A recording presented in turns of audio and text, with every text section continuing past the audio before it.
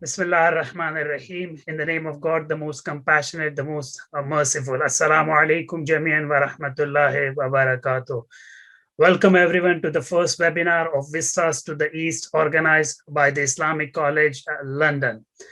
Let me begin by introducing myself. I'm Kumil Rajani, a postdoctoral research fellow at University of Exeter, working with Professor Robert Gleave on his Lavalisi project funded by European Research Council.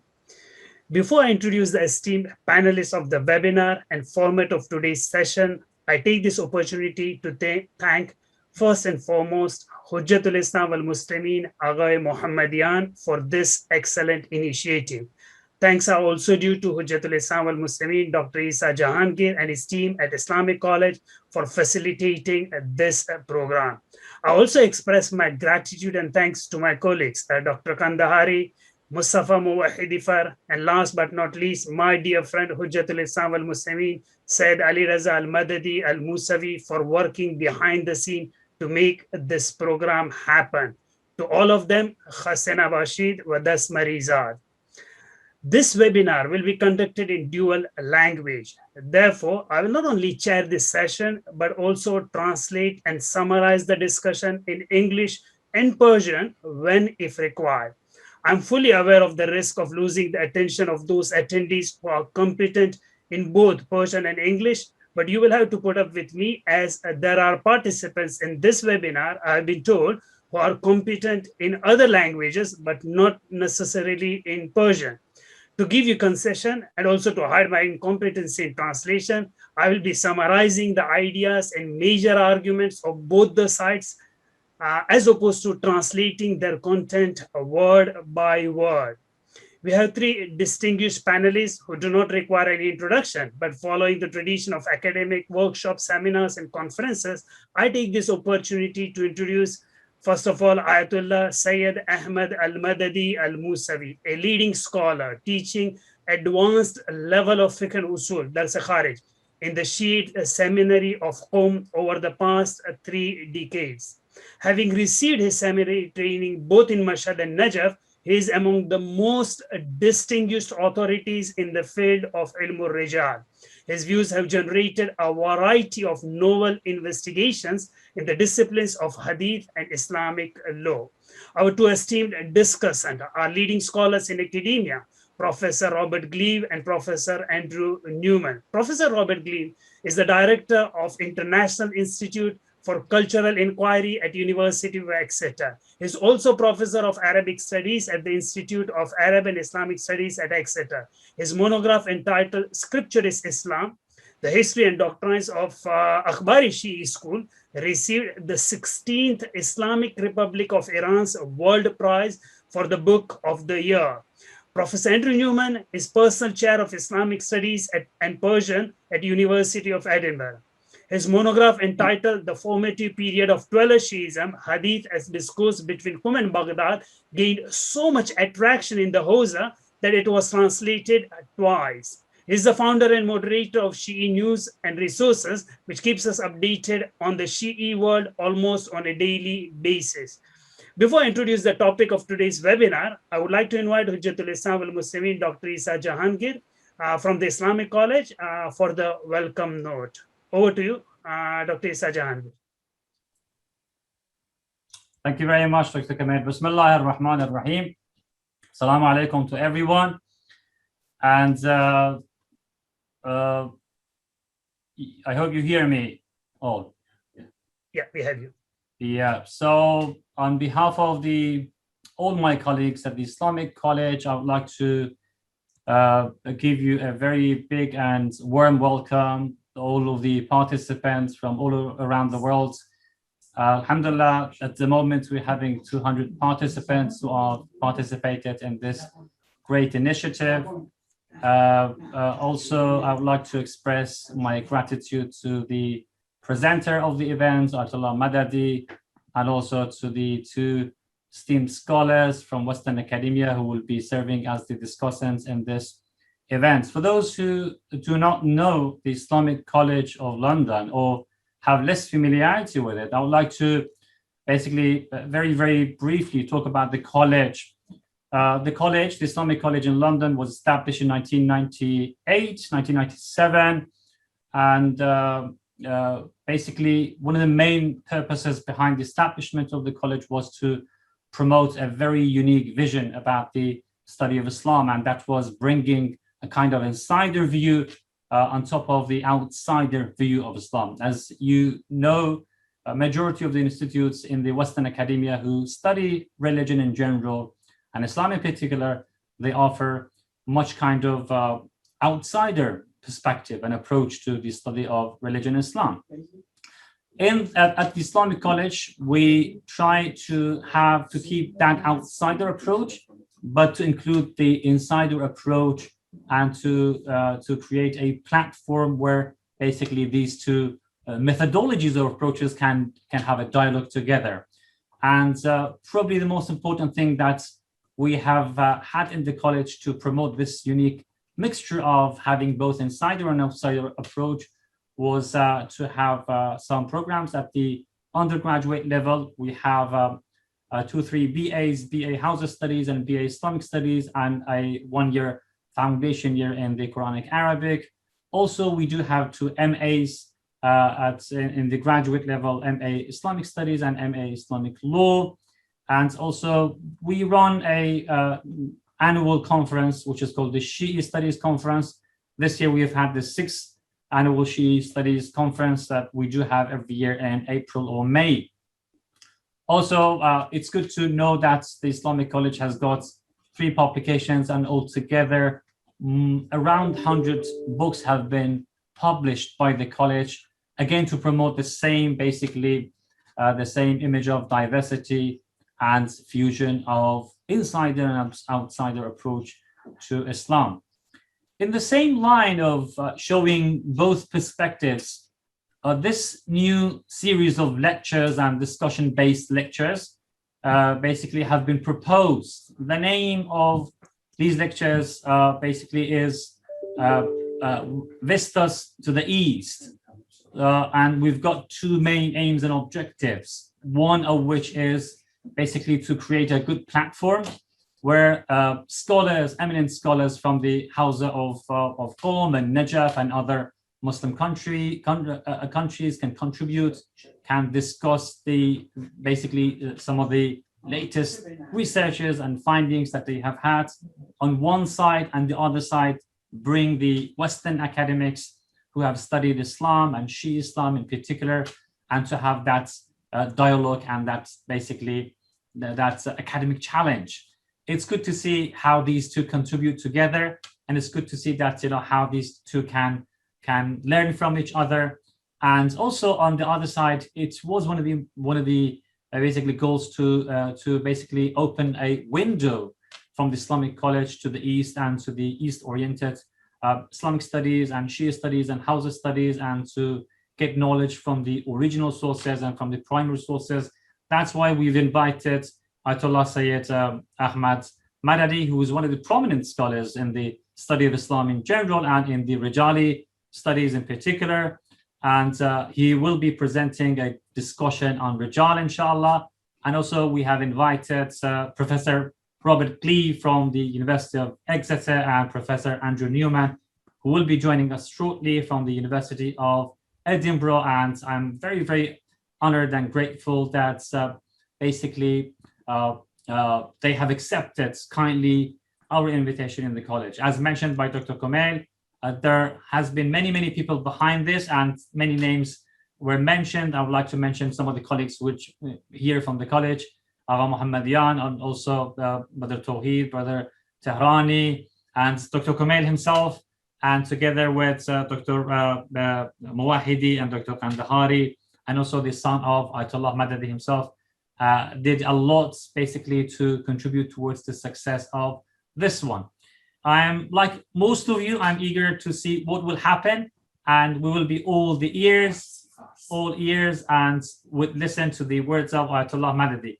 I take permission to say maybe less than a minute in Farsi, just give a welcome in our own language as well, because I know many people are joining us from Iran.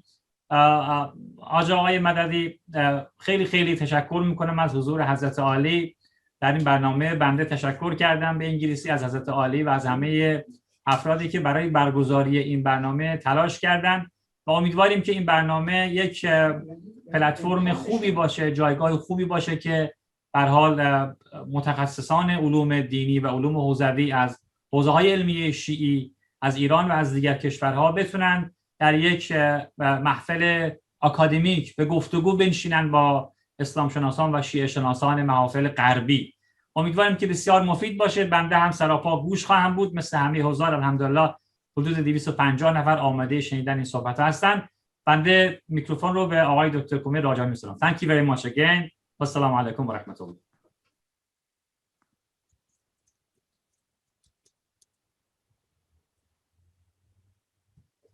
Thank you, Dr. Isa Jahangir for this introduction to Islamic College.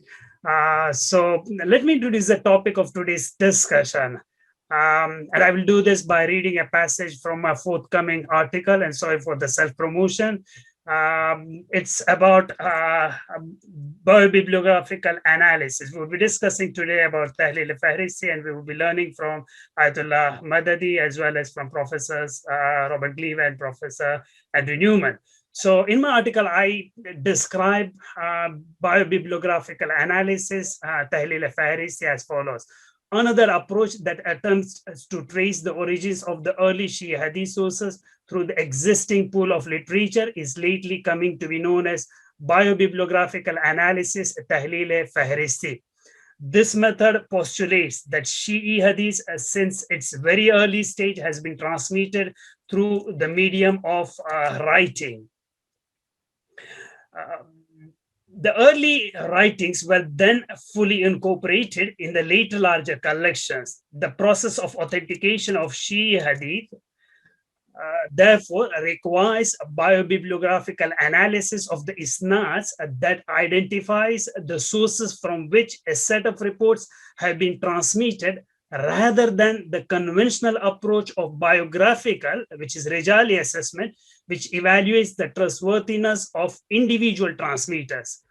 The biobibliographical analysis will result, Ayatollah Madadi argues, into mass authentication of the reports with three conditions. Number one, the source of text should be identified. Number two, its attribution to an early author should be established. And number three, its faithful transmission to the next generation of scholar is ascertained. The primary aim of this approach, it emerges, is to establish the authoritativeness, hujjiyah of the early hadith sources as opposed to individual isolated reports, and hence serves the legal, not historical, interest of a jurist. So just to give an example of the outcome of this method, for example, Hussein bin Yazid and Nawfali, one of the transmitters, which occurs quite frequently in Sheikh Kulayni's Al-Kafi. If we were to take Rijali approach, we would look into Najaf, and he would say, like, the Qumi scholars have reported innahu ghala fi akhir umri. Therefore, he would be non-reliable, or at least like Allama Hilli would do suspension, like tawakkuf. Whereas when we take a fihristī approach, one might argue that Al-Hussein bin Yazid and Nawfali is not Ravi, rather he is Naqil. He is not a transmitter. He is not the transmitter of hadith. Rather, he is someone who is handing over the books which he collected to the later generation, and then a faqih, a jurist, would take his narrations into consideration. Without further ado, I will allow the speaker to elaborate. I mean, Ayatollah Madadi to elaborate. This approach is much more nuanced and sophisticated than what I have just explained. Simply discard what I have said. As they say, alaykum bil mutun, la bil hawashi. So here is like Mutun, Ayatollah Madadi himself present over here. Ayatollah Madadi will be presenting his thoughts for half an hour, but it would be in 5 minutes of 6 chunks. So 5 minutes he would discuss in Persian. I will be translating. I won't be necessarily translating. I will be summarizing the ideas, hopefully in less than 2 or 3 minutes. And then he will again continue for 5 minutes, and I would be summarizing. At the end of the discourse, we would be inviting Professors Robert Gleave and Andrew Newman to present and share their thoughts, how this method, or like, in general, how academic discourses concerning early Shi'i Hadith works are mentioned, and that they would be sharing their thoughts on this critical topic. And then we will have question and answers towards the end, before conclusive remarks from the presenters as well as from the discussant. So please make sure you note down your questions in the chat box, and towards the end, we will be discussing those questions time permitting as well. Ayatollah Madadi, Assalamu alaikum wa rahmatullahi wa barakatuh. Barz tashakkur khidmat janab Ali ke waqt khudtun ra dar ikhtiyar ma guzashtid va tribun be salah dar ikhtiyar shuma hast va befarmayid. بسم الله الرحمن الرحیم. حاج آقا یه لحظه اجازه بفرمایید. آقای دکتر کمیل لطفاً اون استاپ کنید اون شیر اسکرین رو. بله.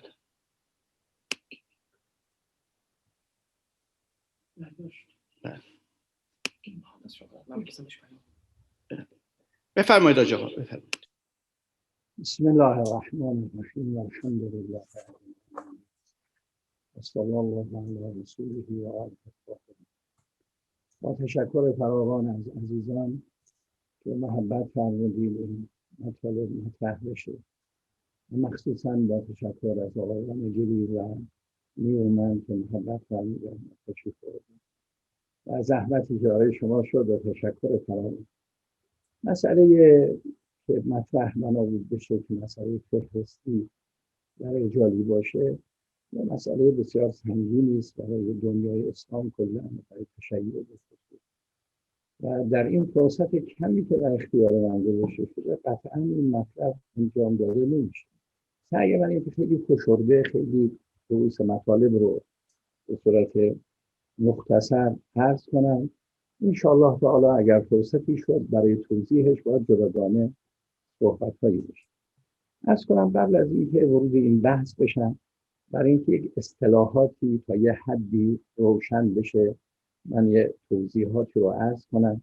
ببینید در دنیای اسلام بعد از رسول اکرم صلوات الله سلامه علیه و آله اهل بیت، اون چی که از معارف دینی خیلی شکل گرفت توسط صحابه ابتداء، دو قسمته، یکی تفسیر، یکی فقه. این دو تا به شدت و با انتشار سریعی روبرو شد، خصوصا فقه و خصوصا بعد از فتوحات اسلامی نیاز و احتیاج به فقه فراوان شد. و چون هنوز هم صحابه بودن، هم خیلی افراد نزدیک به عهد رسول الله بودن و خیلی از مطالب روشن بود، خیلی نیاز احساس نمیشد. من به همین مختصر اکتفا میکنم. در قرن دوم هم همینطوره. یعنی شما بزرگترین فقهای اسلام رو فرض کنید، مثلا در مدینه فقهای سبعه در قرن اول هستن، در مثلا فقیه بزرگ اهل بیت حضرت امام باقر هم، ایشون هم اوائل قرن دوم 114 هجری وفات ایشونه. یعنی اون چی که شما نگاه میکنید فقهای بزرگ مدینه در قرن اول هستن، فقهای بزرگ اسلام که مذاهب اسلامی از اونها تشکیل شده در قرن دوم هستن. در نیمه های قرن دوم، از کردم خیلی مجمل، در نیمه های قرن دوم این احساس پیدا شد که روایات بررسی بشه و معلوم بشه چه افرادی مورد وثوق هستن، ثقه هستن، عادل هستن، چه افرادی ثقه نیستن. این زمینه های اولیه علم رجال در کتب اهل سنت. نخستین فردی که از مباحث رجالی رو مطرح کرده شعبة بن الحجاج بصری است. ایشان در زمان امام کاظم 161 تا 163 وفات ایشان. ایشان اولین کسی است که به اصطلاح خودشون فتش عن الرجال بالعراق شده و مطالب رجالی مطرح شد. علم رجالی در اصطلاح ما جزو علم علوم اعتباری است. در علوم اعتباری دارای موضوع واحد نیستند، لیکن هدف واحد. این علم تدریجاً به سبب کلمه کان من رجال مثلا الامام صادق، یعنی از راویان، کلمه رجال به معنای راوی از امام، تدریجاً نام رجال به خودش گرفت از همین نیمه های قرن اول و تدریجاً سنخ مباحث هم عوض شد، لیکن هدف یکی بود و اون بررسی حال روایات بود. یعنی اینها در این فکر بودن که اگر شخصی مثل مالک در کتاب موطأ در سال 150 روایتی رو از رسول الله نقل میکنه، چطور این روایت رو به زمان رسول الله برسونه، بررسی احوال واسطه ها، خصوصیات اونها، خصوصیات اون لفظ روایت، این مجموعه کارها رو که برمیگشت به خصوصیات راویان اصطلاحاً علم رجال نامیده. اون خصوصیات دیگه که مربوط به متن حدیث یا مضمون یا جهات دیگه بود علوم دیگری نام می‌کنه. ما فعلا چون بحثمون در بحث رجاله این قسمت بود. پس در حقیقت مراد بنده از کلمه تحلیل یعنی مطالبی رو ارائه بدیم، صحبت‌هایی رو انجام بدیم و بگیم این حدیثی رو که فرض کنیم مالک ادعا کرده کلام رسول الله واقعاً به زمان رسول الله میرسه. طبعا بعدها تدریجاً صحبت‌های دیگری هم شد. مثلا صحبت این شد که این شخص طبقهش با اون طبقه میخوره یا نه. تدریجاً صحبت‌های دیگری هم شد. راهی میشد که مثلا 2 نفر راوی بودن، هر دو اینا مثلا حسین ابن احمد مثلا. تشخیص اینها از دیگه. طبعا همینجور تدریجاً در گذشت زمان تعریف‌های یعنی نکات دیگری اضافه شد که تدریجاً در طول تاریخ علم رجال رو شکل داد. اصطلاحاً علم رجال بررسی حال شخصی میکنه که در سند روایت واقع دقت کنید. اگر شخص در سند روایت واقع نیست رجال متعرض او نمیشه. البته ما الان در کتاب‌هایی که به اسم رجال داریم نام افرادی میاد که در سند روایت نیستن، اینا از نظر فنی از رجال خارج.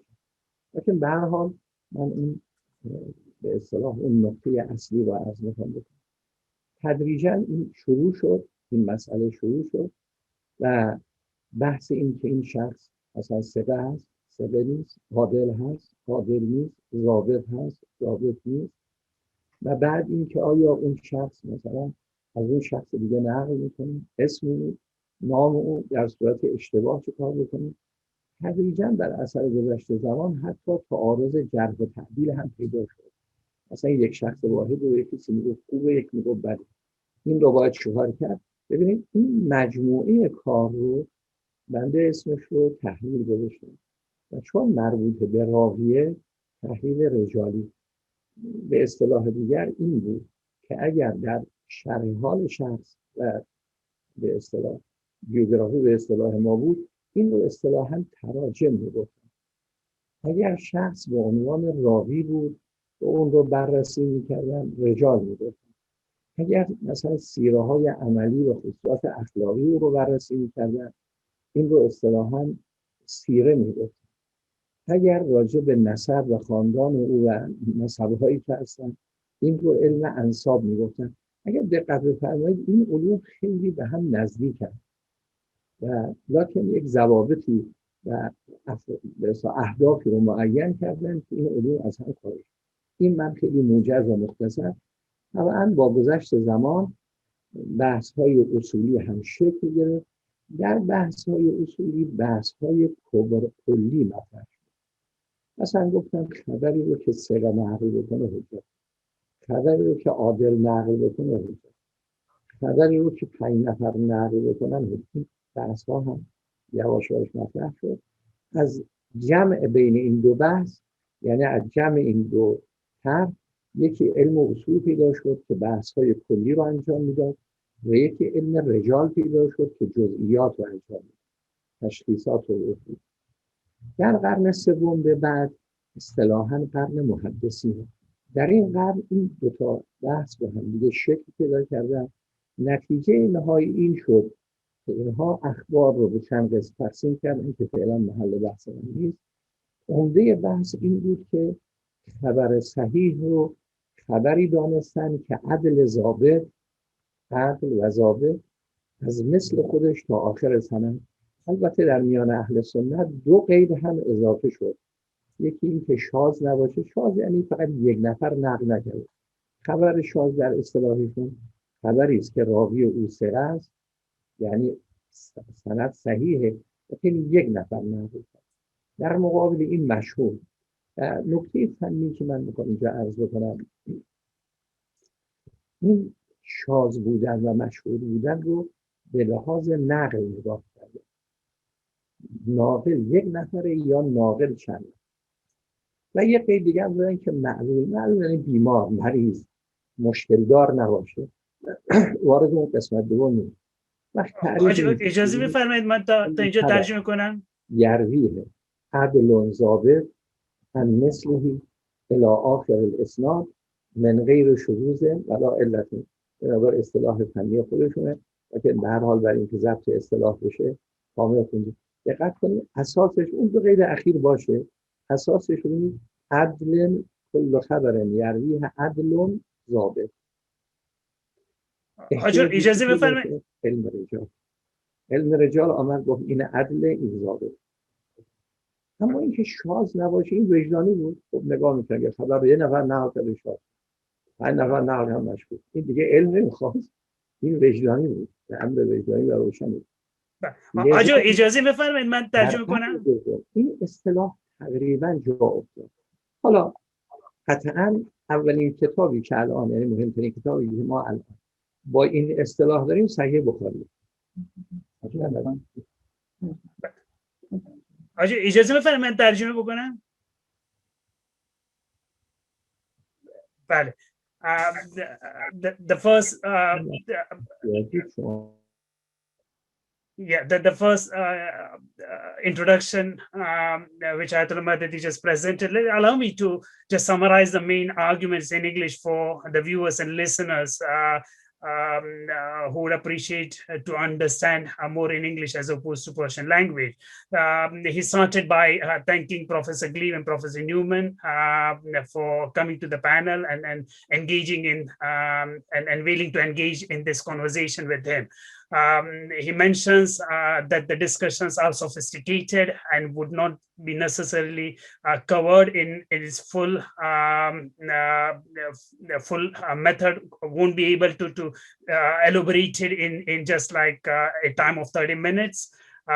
So we start from the first century, how the companions engage in two different disciplines. Number one being tafsir, commentary of the Quran, and number two, fiqh. But in its full sense, it developed by the mid of the early 2nd century or towards the mid of the 2nd century. He took the name of Imam al-Baqir, who died in 114 after Hijrah. There were many other Madanis fuqaha as well. By mid-2nd century, the discussion concerning the reliability and non-reliability of the transmitters of certain transmitters came into conversation simply because, for example, for instance, if Malik bin Anas wanted to report something in his Muwatta or like, you know, in his private sessions and lectures in Medina, he would narrate a hadith from Prophet, for instance. He would have to give us a chain of transmission. So the discussion would emerge. Who are those individuals who through that change he is reaching to that particular report of the Prophet? So if he were to take certain names of the transmitters, those individuals needs to be assessed. They should be discussed and examined and evaluated, and that assessment would make a good sort of starting point. According to Ayatollah Madadi, the first person who started this conversation on ilm rijal is Shu'bat ibn al-Hajjaj from Basra.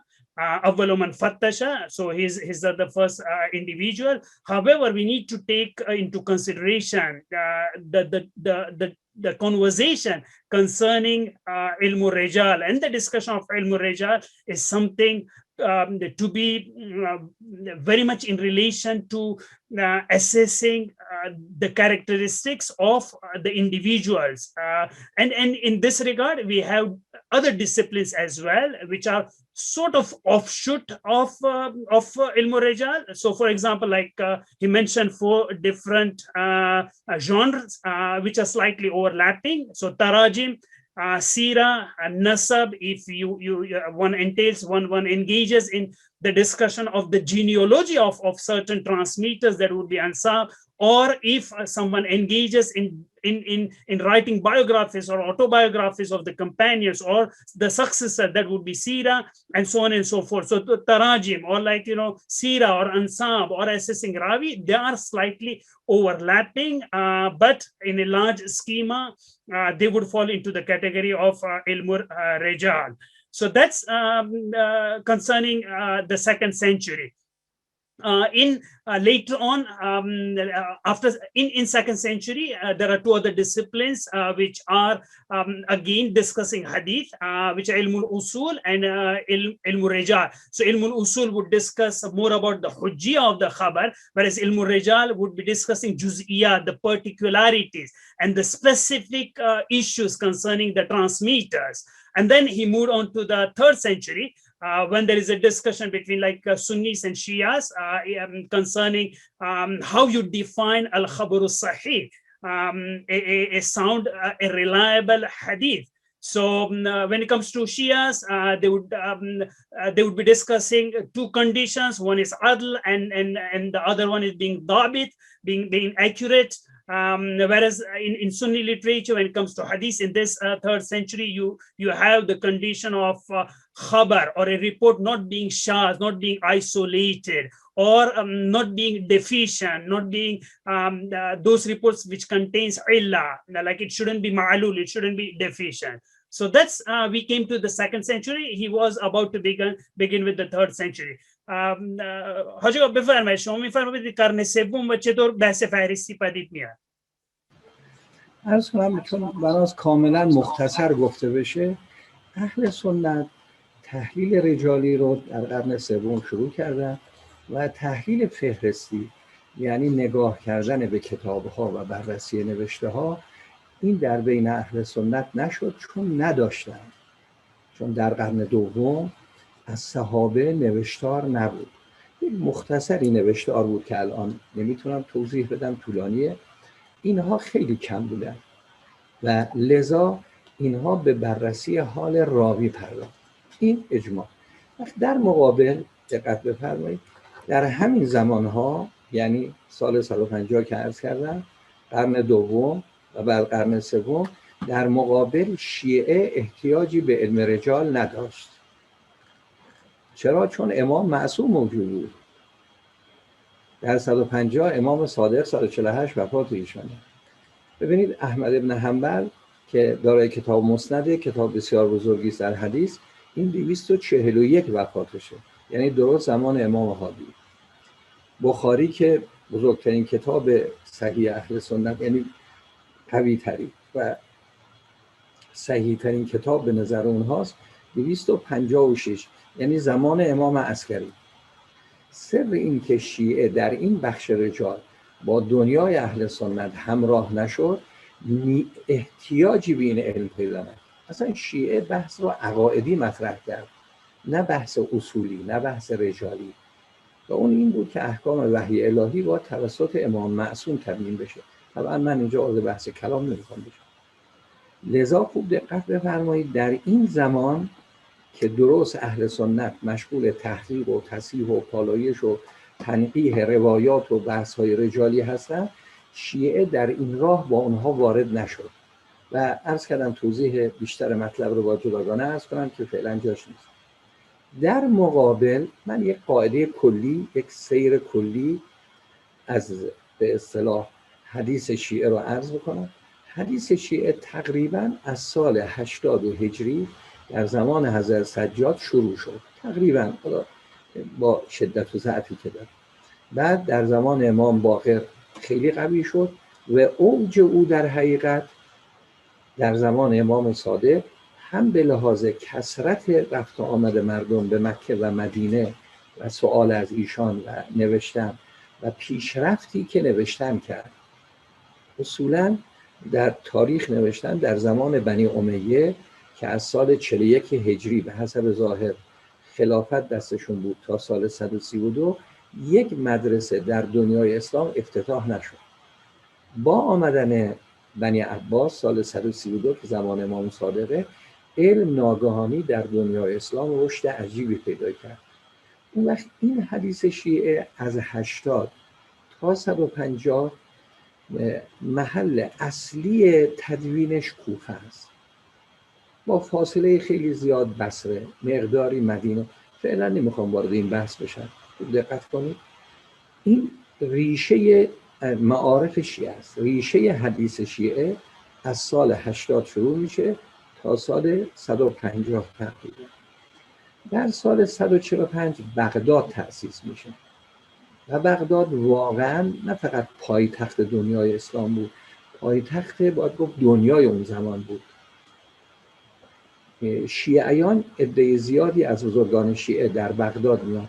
این میراث هایی که در کوفه بوده میاد به بغداد، توسط این بزرگان تصحیح میشه، تنقیح میشه، پالایش میشه.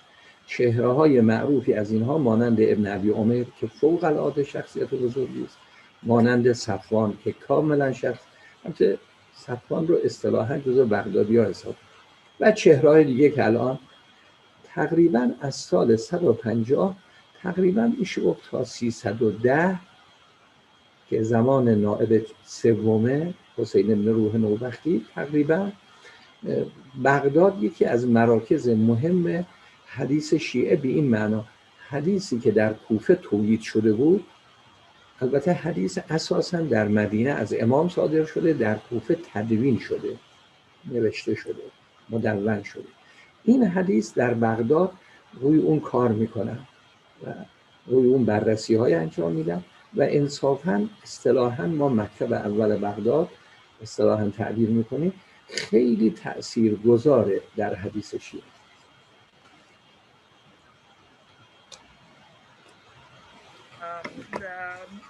Concerning the difference between when it comes to the 3rd century. So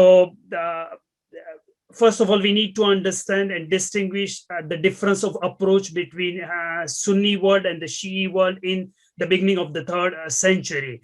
So Ahl-Sunnah were engaged in the discussions concerning rijal, whereas Shias engaged in writing books, books of Hadith.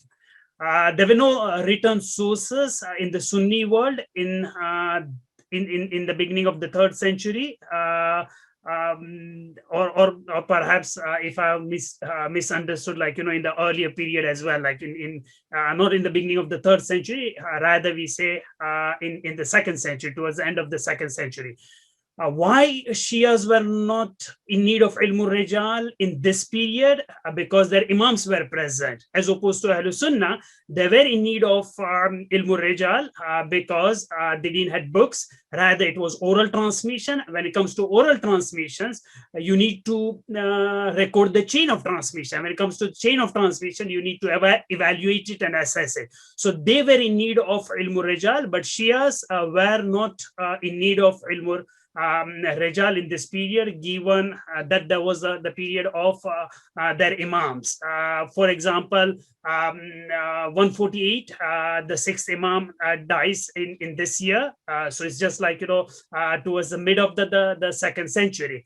329, when the end of the minor occultation is over, again, that is considered to be the periods of existence of Imam from 260 to 329, the minor occultation. So he gives example of Imam Ahmad bin Hanbal, who died in 241. Again, he is in the period of the 10th Imam. For example, Bukhari who died in 256. He is in the time of Imam al-Asqari, approximately the time of Imam al-Asqari, the 11th Imam. So you could see that Shias, why they were not in need of these discussions, because of the presence of Imam. Then Ayatollah Madadi is willing to divide, is explaining how the journey and the trajectory of Shi'i Hadith takes the route. So he mentions 2 periods. So the first being from 80 to 150, and we are discussing the period of after Hijrah. So from 80th after Hijrah till 150 after Hijrah, that's the first period of Shi'i Hadith. So we could call this period as the predominantly the Kufan period of Shi'i Hadith. There were minor Basran and Madani's contributions as well, but predominantly is the Kufan Shi'i Hadith period. In this period, we have Imam Sajjad, the 4th Imam, 5th Imam, and 6th. And during the time of 6th Imam, there is an influx of the written transmission of Hadith. So books have been started recording in terms of like this Hadith. And this is a period which we need to understand is a period of Umayyads and Abbasids.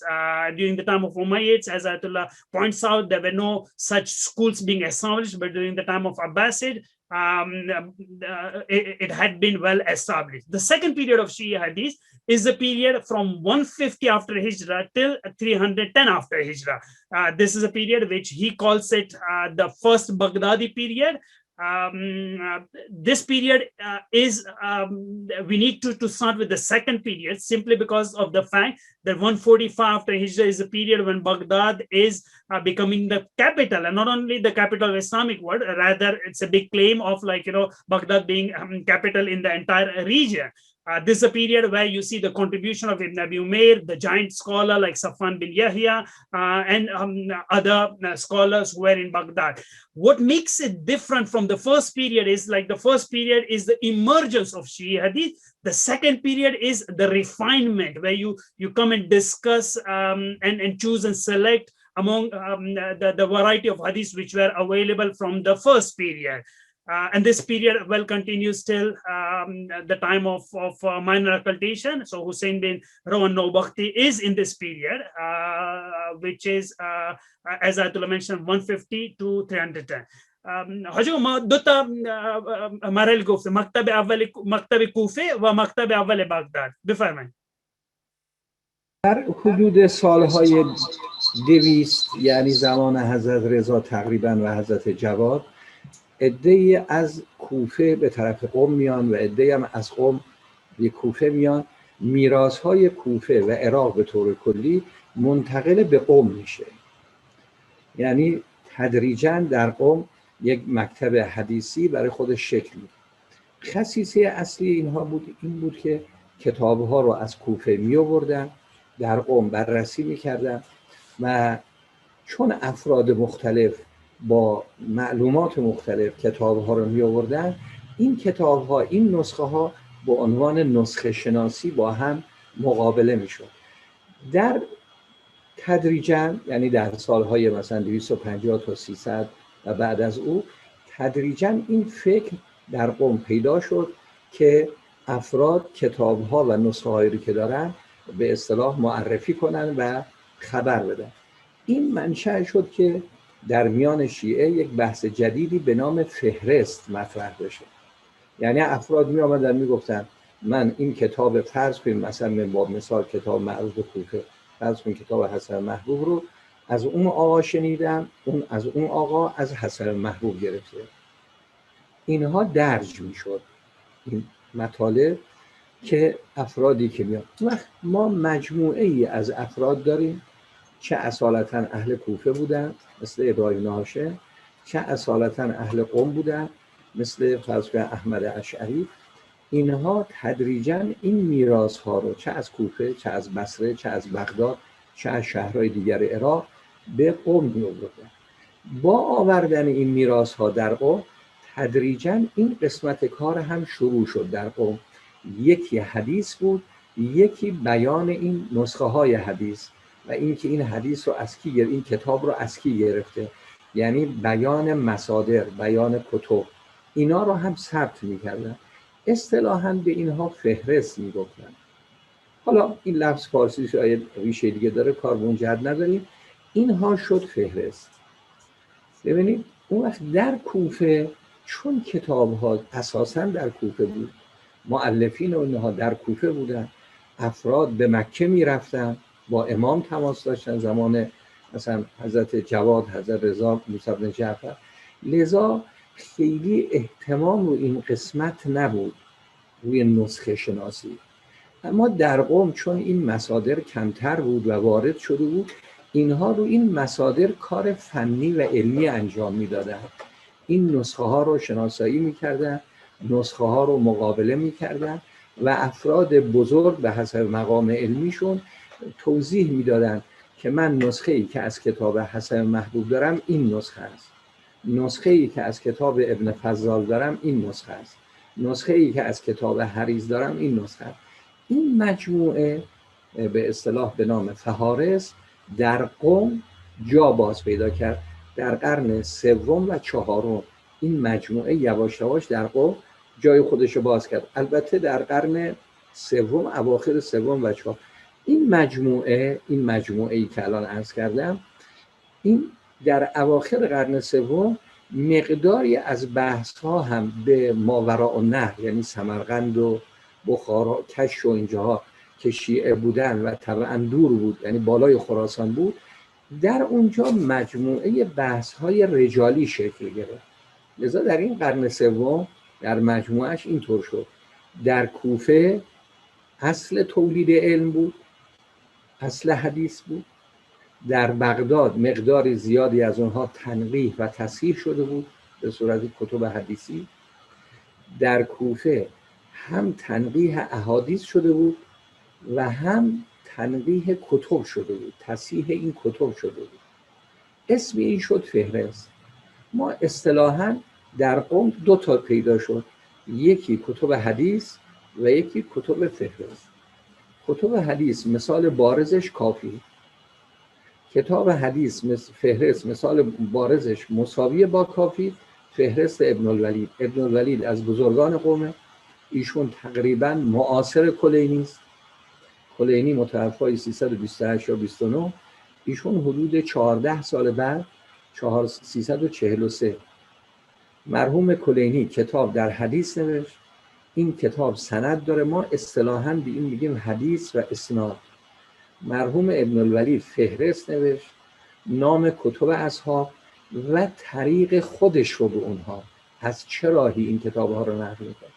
ما اصطلاحاً به اینها میگیم فهرست و طریق رو هم میگیم اجازات یا اجازه.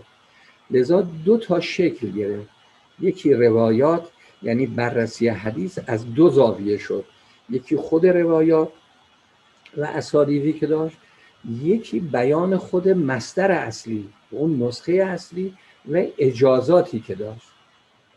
و اینها به این ترتیب بود: گاهی یک نفر هم در فهرست کتاب داشت هم در حدیث، مثل صدوق، هم در فهرست کتاب داشت هم در حدیث. یک نفر فقط در فهرست کتابش مشهور بود، مثل ابن الولید. یک نفر فقط در حدیث کتاب داشت و فوق العاده مشهور بود و در فهرست نقشی نداشت، مثل کلینی. اصولا در فهارسی که ما داریم نام کلینی خیلی کم برده شده، 5-6 مورد. یعنی کلینی نقش فهرستیش خیلی ضعیفه، اما نقش حدیثی کلینی فوق العاده است. این کتاب کافی، و من بدون تعبد به کلام دیگران، واقعا کتابی است بسیار بزرگ. این وضع ما در کوفه و بغداد و کوفه و قم. The third section, which Ayatollah Madadi just mentioned, is about the school of Kufa, late to Kufa, and then Qum. One thing we need to remember, as he points out, is about the transmission of these hadiths to Qum. So, because as we studied, like as we discussed, the first school is like Kufa, the second is the Baghdadi period, but later on now in the third stage, these books which were written in Baghdad or like in Kufa, they are being transmitted, let's say, like, imported in Qom. And some of the books would mention, like, likes of Ali bin Ibrahim bin Hashim is someone who brings those books to Qom. When these books comes to come, here the discussion of fihristi, biobibliographical analysis, takes its root. When these books are brought to come, first of all, they are imported. Second, the manuscript and the sources through which they have brought are discussed. So that's something new which we don't see in Kufa or Baghdad. So for example, he gives example of books of Hassan bin Mahbub. So the books of Hassan bin Mahbub, when it comes to Qum, so the Qumi scholars are discussing these books from two different angles. Number one, the content and the reports which are mentioned in this book. Some scholars were interested just into those reports and ahadith. But then there was a second group of scholars who were more interested in the lines of transmission of this books, how these books are being transmitted, through which chains. And these chains are not necessarily chains of the reports, rather they are chains of the transmission of the whole book. So that's what he mentions over here. And that's the discussion of fihrist is emerging in this period. Then he goes towards end of the 3rd century, when the discussion of fihrist is very much rooted in Qum. But when we go away from Qum, for instance, in Transylvania, Samarkand, Kash, Bukhara, and in these different places, because they were far from Qum, they engage in rijal discussion. So that's somehow you see different from the strategy which Qummis had adopted. So ilmul rijal is emerging in Shi'i circles, but that was away from the Qum. Going back again to Qum, where the discussion of fihrist are emerging, and then he went on summarizing, let's discuss Kufa as a place where the emergence of Shi'i Hadith is taking place. The second, Baghdad, where you have refinement and the discussions concerning those reports are being taken place in the second period. But the third period, when it comes to Qum, and I think there was a sort of mispronouncement, and I think he meant Qum. So Qum is a place which is the third school where you have the discussion of reports, but predominantly the discussion is concerning the faharis as well, the lines of transmission of the books, the discussion concerning how these books are transmitted, through which sources these are being transmitted. So they were more interested in the sources and the lines of transmission of the sources. And then he went on giving examples, saying how Kulaini's work should be considered as an individual, as a scholar who was interested in the report, in the content of the reports. And even if he's discussing asanid, he's discussing the isnad, lines of transmissions of the report, not the lines of the transmission of the book. Rather, he was interested in the lines of the transmission of the chain of transmission of the riwayat or the report. So here comes the difference between isnad and ijazat. Isnad of the we could call the ravi, the sanad, which we discuss in Sunni and Shi'i literature. Those isnad of the reports are lines of transmission of the individual report. When it comes to ijazat are the permissions given for the whole book, the book of Ibn Fadal, the book of Hassan bin Mahbub. And then towards the end, he mentioned, if you were to draw a clear picture, we could have a Venn diagram, umu khusus min wajh, where we have some scholar who are just interested in faharis, other scholars who are just interested in the riwayat, in hadith, and then we have some scholars who are interested in both the disciplines, in the discipline of hadith and the report, and in the discipline of faharis as well. So the example of Saduq is someone who is interested both in hadith and faharis, whereas Kulaini could be given an example who is more interested in hadith, and Ibn Wali who is more interested in faharis. بله حاجه بفرمایید. عرض کنم که چون بحث خیلی طولانی است، باز خیلی مختصر میگم. ببینید الان ما در رجال شیعه، در مباحث حدیثی شیعه، یک شخص رو در 3 محور بررسی میکنیم. نام این شخص در کتب حدیث که گاهی هم خیلی مختلفه. نام این شخص در کتب رجال و نام این شخص در کتب فهارس. اما اهل سنت در هر شخصی رو بررسی کنن در دو محور بررسی میکنن، یکی احادیث و یکی رجال، چون فهارس به این معنا ندارن.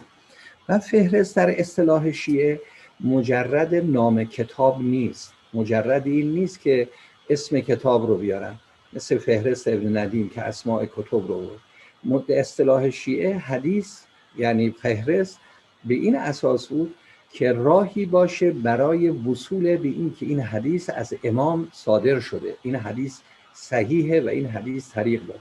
یعنی در حقیقت فهرست مکمل رجال بود، یعنی فهرست و رجال به دنبال یک هدف بودن، غیر از فهرستی است که امروز ما متعارفه. و لذا در فهرست در بین شیعه یک، این شخص مثلا شخصیتی باشه، دو، کتاب داشته باشه، سه، این کتاب به او نسبت داده شده یعنی ثابته که کتاب مال اوست، چهار، راه به این کتاب داشته باشن که اصطلاحاً اجازه، طریق به کتاب. شما الان در کتاب شیخ آقا بزرگ تهرانی طریق ایشان رو به کتب ندارید. یعنی این یک مسئله اساسی بود.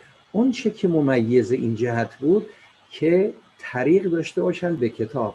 چرا؟ چون این بحث دینی بود، بحث علم الهی بود، مسئولیت دینی بود، مسئولیت الهی، باید کاملا اون رو با دقت و با ظرافت پیگیری می‌کردن. لذا تدریجاً در بین شیعه دو علم پیدا شد، دو رشته پیدا شد، یکی رشته رجال، البته یکم رشته فهرست. رشته فهرست بیشتر تأثیرگذار بود تا رشته رجال. حالا چون گفتن یه مثال عرض بکنم، مثلا چون یه مثال، البته بنا بحث خیلی واقعا ناقصه لکن مجبورم الان. ما در رجال شخصی رو داریم به نام محمد ابن علی سیرفی که من اختصارا به او سیرفی میگم. در کتب رجال گفته شده این شخص کذابی بود، مثلا شخص ناصالحی بود. ما در کتاب کلینی الان روایت این شخص رو داریم و خیال میکنن مثلا این یک نحوه طعن بر کلینی. دقت بکنید در بحث رجالی وقتی بحث از سیرفی میشه، چون سیرفی تأثیر گذاره، یعنی سیرفی برای شما این مطلب نقل کرد، چون آدم صالحی نیست نقل او قابل اعتماد نیست. این در طریق رجالی. در طریق فهرستی این شخص تأثیر گذار نیست، مثلا این شخص هیچ روایتی از امام نقل نکرده. شأن این شخص، ایشان اهل کوفه بوده، آمده قم کتاب‌هایی رو با خودش آورده، خیال کردن فرد صالحیه، از او نوشتن، بعد معلوم شد که فرد ناصالحی، حتی از قم بیرونش کردن. اما ایشان تأثیرگذار نیست. یعنی خوب دقت کنید در بحث فهرستی سیرفی مثل انتشاراتی زمان ماست، مثل این که بگن کتاب وسائل چاپ لبنان یا چاپ قم. سیرفی نقش چاپخانه داره، سیرفی هیچ نقشی نداره، چون این کتاب‌ها توسط افراد متعددی به قم آمده. من یه لیستی تقریبا در ذهن آمده، هنوز تنظیمش نکردم، انشاءالله تنظیم، حدود 20 نفر تقریبا که چهره‌های شاخصی که یعنی افرادی که الان ما میشناسیم این آثار رو به قم آوردن. اون وقت چون مرحوم کلینی خودش محدث بزرگی است، در حقیقت این نسخه های سیرفی رو با نسخه های دیگه مقابله کرده. طبعا اگر شخص ناصالح باشه این معناش این نیست که کل روایاتش باطله.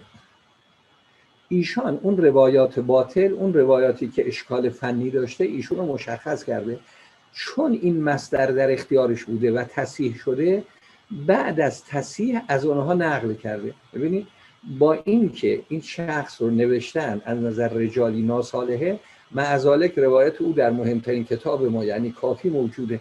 این نکته فهرستی است به اصطلاح ما، یعنی نگاه روی این شخص نیست، نگاه رو اون مصدری است که ایشان نقل کرده. در حقیقت اخباری ها در قرن 11 حرف اساسی اخباری هم همینه. حالا من تحلیل فهرستی نام بردم، اونا هم همینه دارن میگن آقا این شخص طریقه، این شخص واسطه است، این شخص اصیل نیست. صالح باشه یا ناصالح باشه ما با خود این شخص کار نداریم.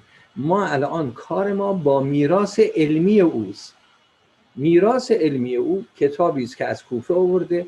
این کتاب رو مقابله کردیم، صحیحه، این مقدار از کتاب درسته، از اون مقدار درست نقل کردن. دقت بکنید.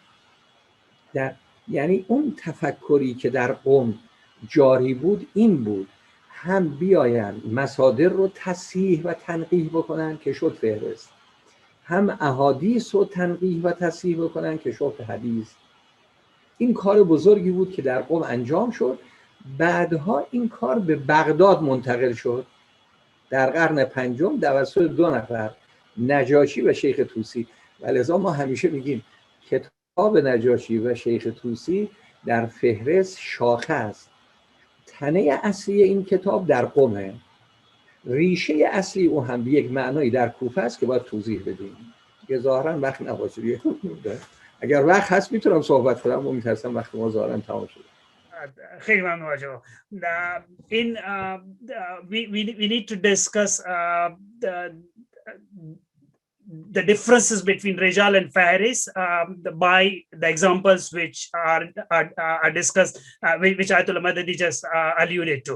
So when it comes to Shi'i and Sunni Hadith sources, in Shi'i methodology, they would work based on whenever there is a discussion of analyzing or examining reports, they might look from three different angles and three dimensions. Number one being to study hadith from the content perspective, from the hadith perspective. Number two, from a rijal perspective, not the content perspective, rather the chains of transmission of individual report. And the third, from the fihrist perspective, from the fihrist perspective, from the perspective of biobibliographical analysis. When it comes to Sunni hadith literature, as Ayatollah Madadi says, they had only two dimensions to look at. One is like hadith, which I assume he means content and the matn, and the second one is from the rijal perspective, from the chains of transmission of individual reports. So one thing which is there in Shi'i hadith literature is the biobibliographical analysis, the analysis and the assessment of the fihrist, the assessment of what are the chains of the transmissions and the lines of transmission of this book, which he called ijazat in his discourse, which he just mentioned before this one. So for example, he says, like, when we discuss fihrist, we need to clear our minds that fihrist is not just a list of books, as Ibn Nadim would do, right? Ibn Nadim or Ibn Nadim.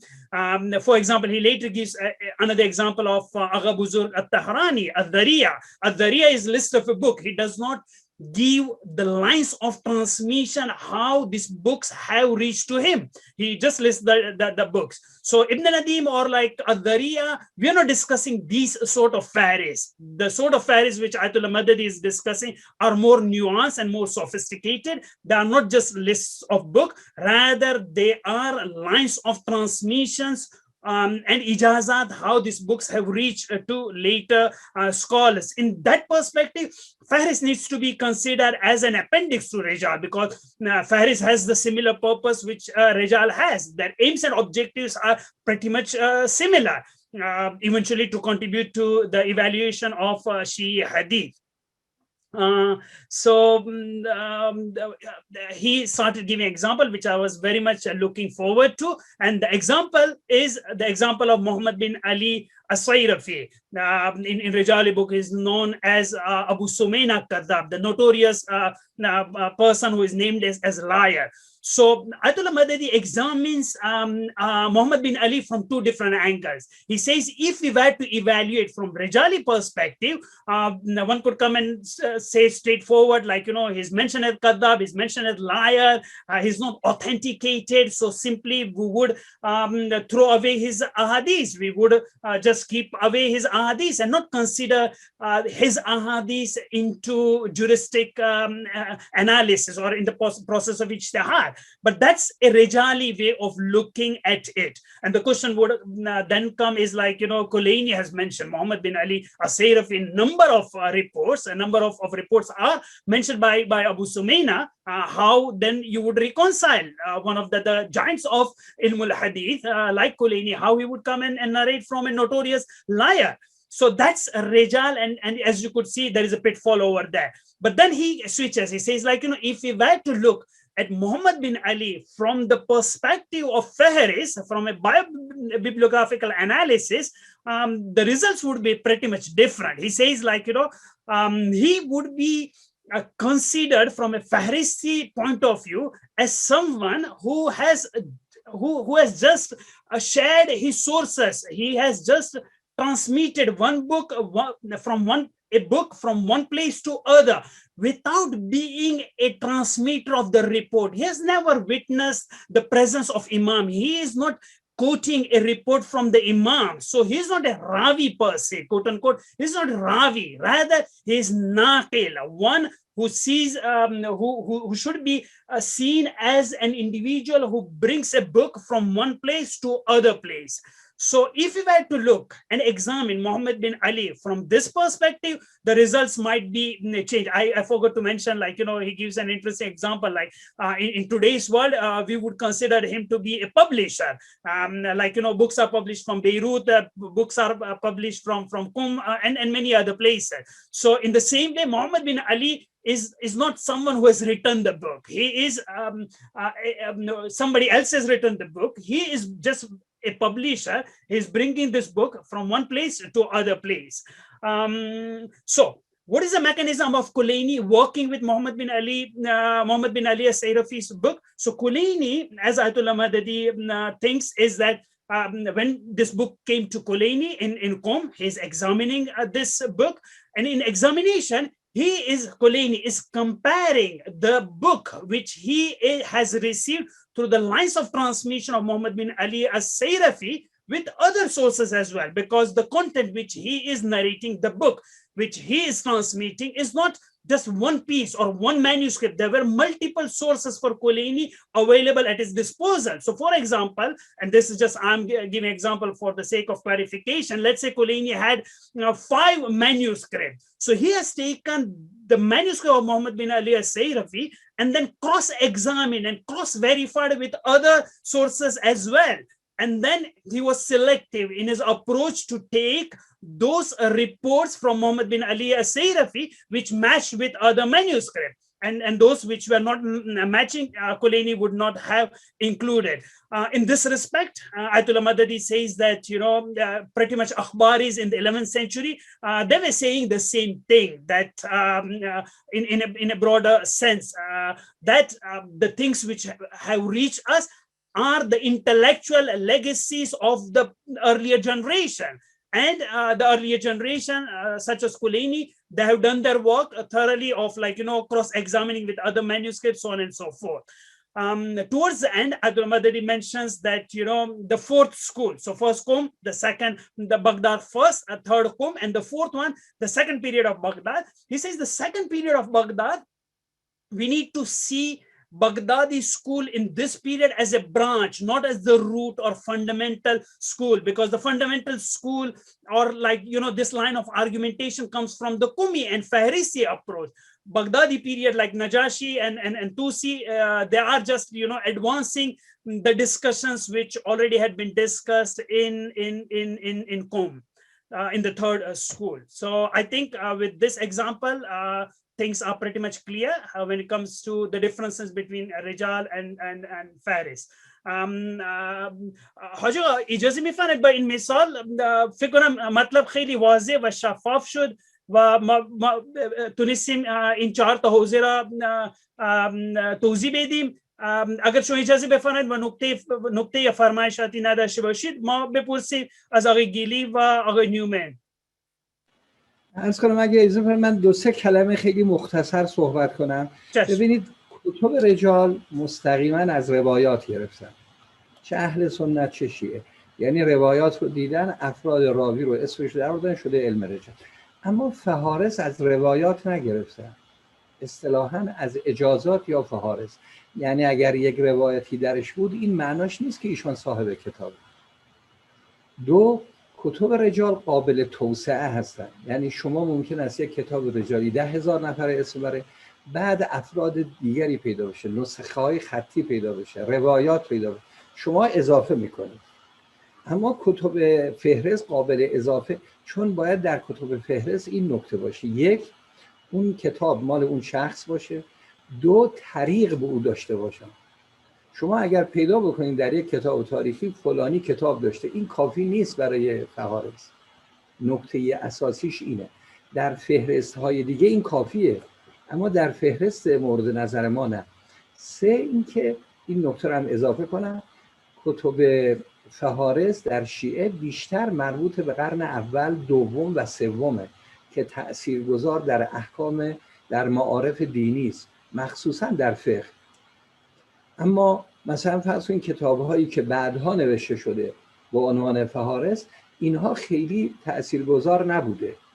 نکته بعدی اینه که در کتب فهارس، یعنی اینها به حسب کتب فهارس وقتی می آمدن یک به اصطلاح روایت یا مصدر رو قبول می کردن، نکته اساسیشون عمل بود، یعنی قبول کردن. مثلا اگر فقه بود به او فتوا بدن. در کتب در بحث رجالی نکته اساسی نقل بود که این مثلا اگر حدیث ضعیف بود، اگر چند تا حدیث ضعیف دیگه بهش اضافه می‌کردن شواهد می‌گرفتن. شواهد در بحث‌های رجالی در پیش اهل سنت نقل‌های دیگریه، اما شواهد بعدها در فقه شیعه که صحبت شاهد شد و حدیث ضعیف رو بنا شد با اون شاهد جبران بکنن، قبول بکنن، عمل بود، خبری بود که به او عمل شده. این سبب شد که نکات فنی بسیار مختلفی بین دو منهج پیدا بشه. چون دیگه وقت تمام شده، اگر فرصت بعدی شد یا در بخش سوال اگر شد، من نکات دیگری که اساسا چون الان که توضیح کاملا اجمالی بود بتوانم توضیح بیشتری عرض کنم. خیلی ممنون آقا.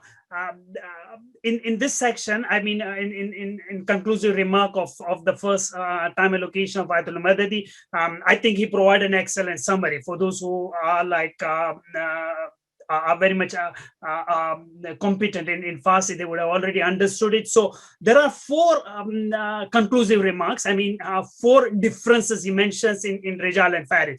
Number one being the Rijali discussions have emerged from the riwayat. So a scholar who's writing a book on Rijal, he is fundamentally deriving or extracting the names of the reporters from the chain which were in the books of Hadith, right? So that's the way and how a Rijali would function. However, when it comes to the scholar of Fihrist, he would not take from the reports or from the ahadith. Rather, the scholar of Fihrist would work and engage in the ijazat literature, and he would derive the names of Fihrist from those ijazat transmission and not from the books of Hadith. So that's the first difference. The second difference which he mentions is in the discipline of Rijal, there is a scope of extension. For example, if you find a new book of Hadith, if you find a new source, the Rijali scholars would simply add the list of the narrators and transmitters in the book. And for that reason, you would see like, you know, the books of Rijal being more in length. When it comes to the fihristi literature and the discipline of Fihrist, you can't add because the chains of transmission of the early works have already been discussed in the 4th and the 5th century. So nothing has remained later. So for that reason, he is reminding us that the Fihrist work, which came late in the later period, like, you know, Muntajib Razi or like in later period, all those works are not the Fihrist in the sense which Ayatollah Madadi want to mention. They are like, you know, lists of books like Adariya and so on and so forth.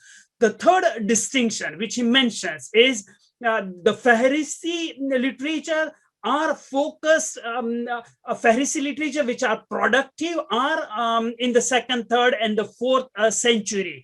And the rest are not that much productive. Now I'm thinking it's in the extent of the second one, unless I have misunderstood it. So the third, I would simply add it to the second one. And the last distinction which he mentions is the focus of fihrist is on amal. So fihristī literature and the scholars who engage themselves in biobibliographical analysis, or like, taḥlīl-i, they would see and zoom on the amal of the ashab, the reliance of the early scholars, if they have relied on certain reports, on certain books. This reliance on certain books would be the point of focus. When it comes to Rijali scholars, they would be more interested in the naql and in the transmission, how much that this report has been transmitted. So these are the major distinctions which Ayatollah Madadi mentions towards the end of his discourse. حاجة خیلی ممنون. آخر این سه چهار تا نکته که تفاوت بین رجال و فهرست هم فرمودید به عنوان خلاصه هم در خدمت آقایون بحث شد. Now I would like to move towards Professor Robert Gleave, as I have introduced to in the beginning. He's the first discussant of this panel in the discussion of taḥlīl-i. So Professor Gleave, the floor is open for your contribution. Thank you very much, Kumail. Can everyone hear what I'm saying? Yes, absolutely, loud and clear. Thank you. Yeah, it's coming through clear. Okay. Great. Well, of course, it is a great honor to appear on a panel with Ayatollah Madadi. I remember having meeting and discussed with him long into the night concerning maths such as these in terms of his approach and what went from it. I think the brief for me is to try discuss how from Ayatollah Madadi might impact on the way in which Western academia approaches Shiite Hadith. And there's a number of things which come out of his presentation today, and of course what I know about his study elsewhere. The focus on books and the transmission of books as a crucial element in the verification of Hadith or the authentication of Hadith is, to be honest, rather alien to the Western academic study of Hadith.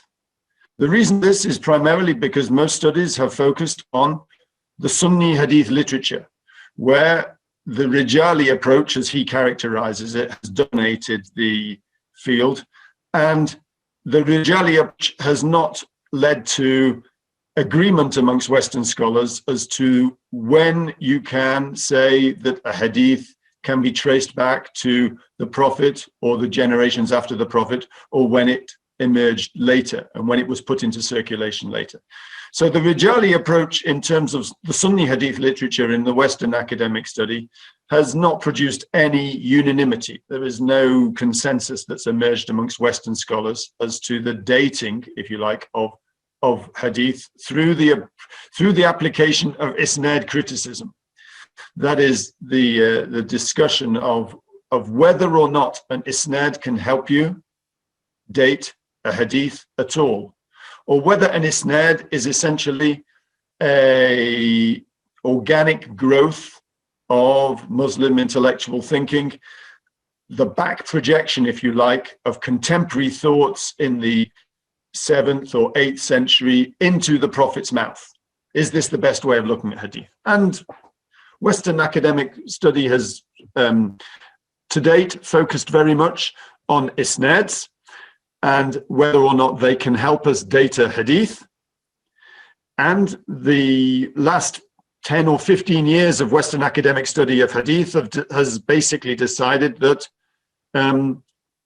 we're never going to prove either way whether or not an isnad is helpful. There will always be those that want to use isnads, and there will be those that don't believe isnads are useful at all, that they're essentially an invention. And so Ayatollah Madadi's introduction of this fihristi approach actually opens up all sorts of new possibilities for us in Western academia, particularly with regard to Shi'i hadith.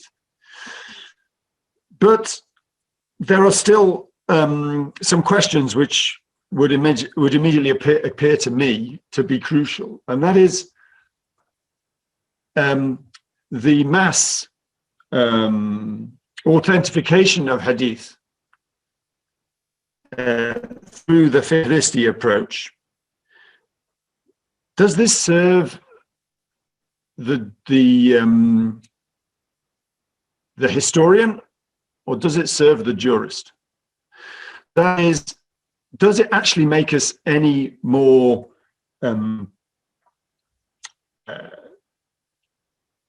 certain that a particular hadith can be traced back to the Imam? Or does it actually just mean that the rules of hujjiyah within legal argumentation have to take into account the fihristi approach? And I suppose my first question to Ayatollah is, does he recognize a distinction between the historical authentication of a hadith and the utility of that hadith for legal argumentation?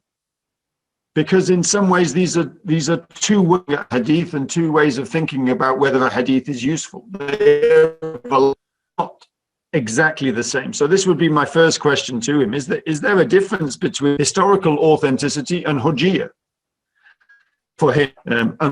And if there is, what is the relationship between these two things? The second thing is that I suppose I am still trying to work out what this means for our analysis of the isnads that we have in the Shi'i hadith books.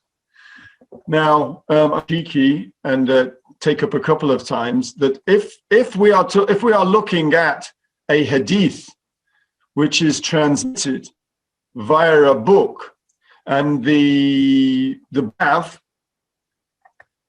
book like of al-Barqi or al-Kulaini or Sheikh Suduq or Nu'mani or any of these books, the sources for those books are actually other books. They're not oral transmission, they're books, which seems to be Ayatollah Madadi's position. And that if we conceive of them as oral transmissions, then we are actually missing the point about the transmission of this material in the early Shi'i community. So what you would have is a saying by the Imam included in a book and transmitted by what he calls a naqil, but others might call a rawi, and this is transmitted through generations, and we get to we actually have. These are the books this in the top lane. These are the books we actually have. It seems the situation is more complicated than that for Ayatollah, like this, in the sense that it's transmitted through a number of different isnads itself. Is that you and it's these transmitted eventually are consulted by the various collectors, i.e. the collectors that we have evidence of today, their books. And it's even more complicated than my little diagram here shows, because Kuni has access to a number of different chains, not just the chain which I've linked in here, but he's got access to lots of different chains and is comparing them in order to create an awareness of whether or not a particular hadith is.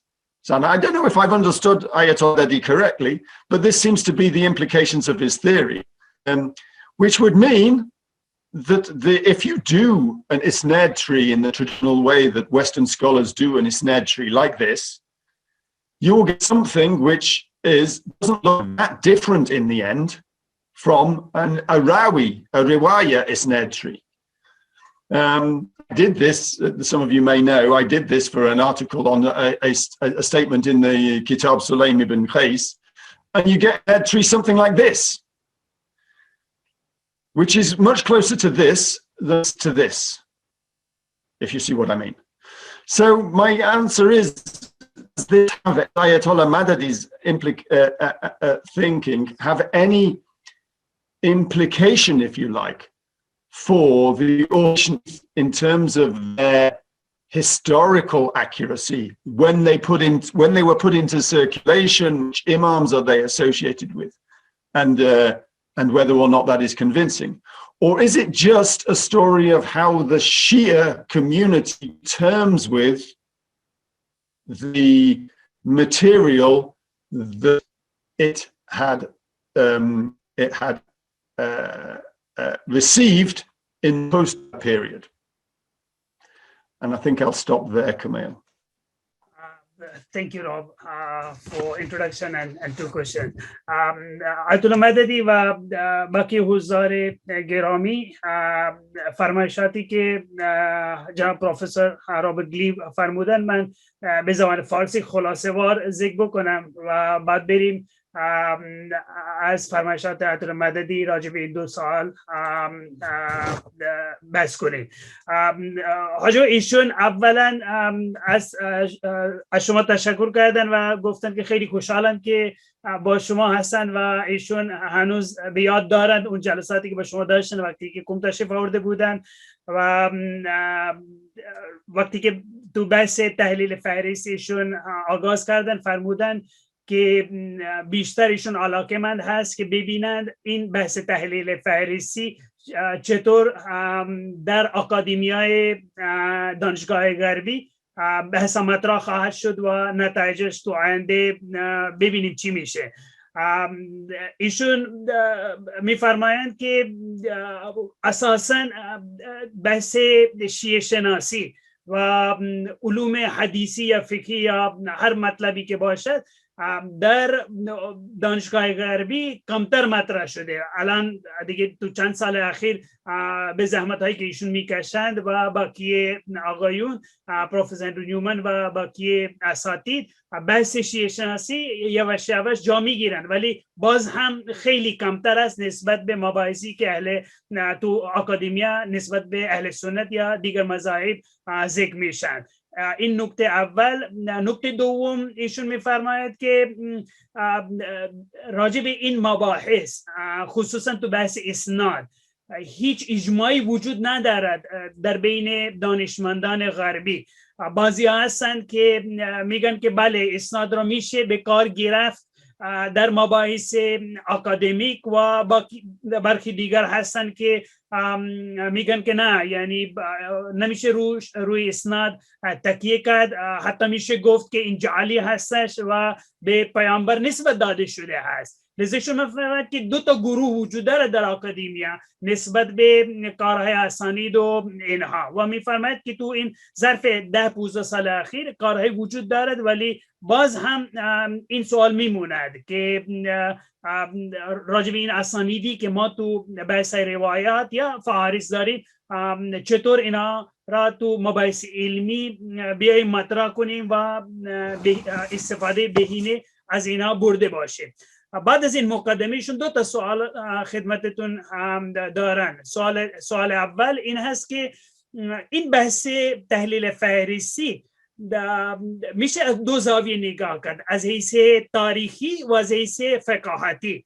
بحث تاریخی که نگاه بکنیم چگونه میشود بحث تحلیل فهرستی برای یک مورخ صرف، کسی که علاقه‌مند به مباحث فقهی نیست، کارش تاریخیه، چگونه این بحث تحلیل فهرستی برای اون مورخ قانع کننده باشد و به اصطلاح مورد پذیرش واقع بشود در بحث تاریخی که اون استاد داشته باشند. چون تو بحث فقهی ایشون کاملا ملتفت هست که ثمراتی وجود داره، یعنی بحث حجیت میشه از حیث فقهی بحث کرد، ولی از حیث تاریخی چگونه میشه این را حل کرد. خلاصه سخن ایشون در سوال اول این خواهد بود که میخواد از شما بیشتر ببینیم نظر شما چیست، که بحث فهرستی برای یک مورخ شما میفرمایید یا برای یک فقیه میفرمایید؟ برای فقیه معنیش این است که حجیت این کتب برای یک فقیه تاثیرگذار خواهد بود، ولی برای یک مورخ هم شما ادعا دارید که برای یک مورخ هم این تاثیرگذار خواهد بود، با توجه به این نکته که مورخ دنبال حجیت نیست، مورخ دنبال این نیست که حجیت یک کتاب به اثبات برسوند. این سوال اول بود. سوال دوم راجع به نقل شفاهی بود. میگه که در مباحث اهل سنت یا مباحث اندک مباحث رجالی که در دانشگاه غربی مطرح میشه بحث رجالی اینجور مطرح میکنن که مثلا بین امام و بین یک نویسنده یک کتاب، یک معلم، مثلا شیخ کلینی، بین شیخ کلینی و بین امام صادق علیه السلام ما 5-6 نفر داریم. این 5-6 نفر را هی بررسی میکنیم و میریم جلوتر تا ببینیم تا زمان کلینی. ولی بحث فهرستی که میاد و اون چیزی که ایشون از شما متوجه شدن، از فرمایشات شما متوجه شدن، این هستش که کلینی نه فقط یک طریق بلکه طرق مختلف داشته. حتی مثلا بگیم 3 تا نسخه نسبت به یک کتاب داشته، همینطوری که شما مثال محمد بن علی سیرفی ابو سمینه فرمودی.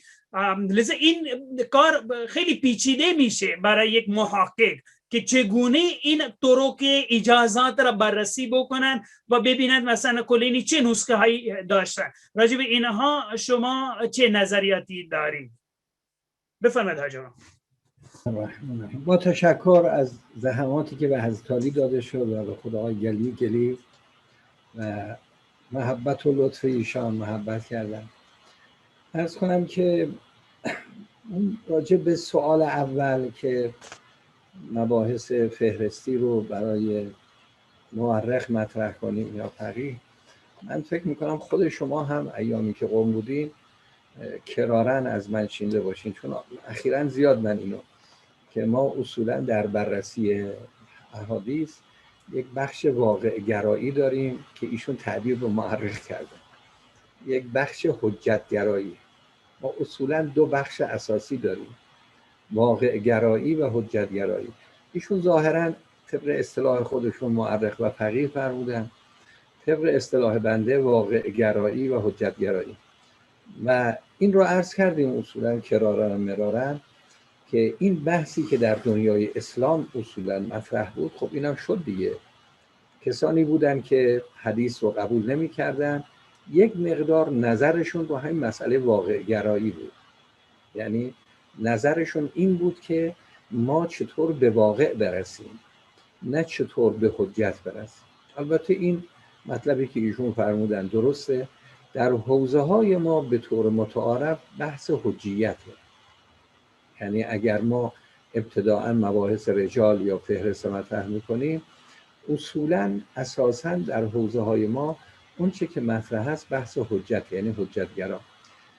بنده سر و تقصیر و عده زیادی از علمای اهل سنت از راه مبانی رجالی سعی کردن شواهدی رو اقامه بکنیم که در خیلی از موارد میتوانیم به واقع گرایی هم برسیم. یعنی روی مبنای واقع گرایی هم واقع رو درک کنیم و این مطلب به نظر ما درسته. یعنی خود من همیشه این هدف من بوده که ما اضافه بر مسائل حجتگرایی در درجه اول واقعیت ها رو مطرح بکنیم، یعنی به دنبال واقعیت باشیم، واقع رو در نظر بگیریم. اصولا به نظر ما در حجتگرایی صورت ذهنی رو و انطباقش با واقع میبینیم، اما به نظر ما در باب واقع گرایی مستقیم با واقع روبرو میشن. این مطلبی که ایشون فرمودن درست، بحث واقع گرایی و حجت گرایی و اعتقاد ما اینه. البته این احتیاج به شرح داره، من از طرف من مشکل نیست، شرح طولانی خواهیم داد بر این جهت. اینقدر ما الان فعلا شواهد در دست داریم، اینقدر آثار و نوشته ها در دست داریم، چه در دنیای خود ما و حتی در خارج از ما.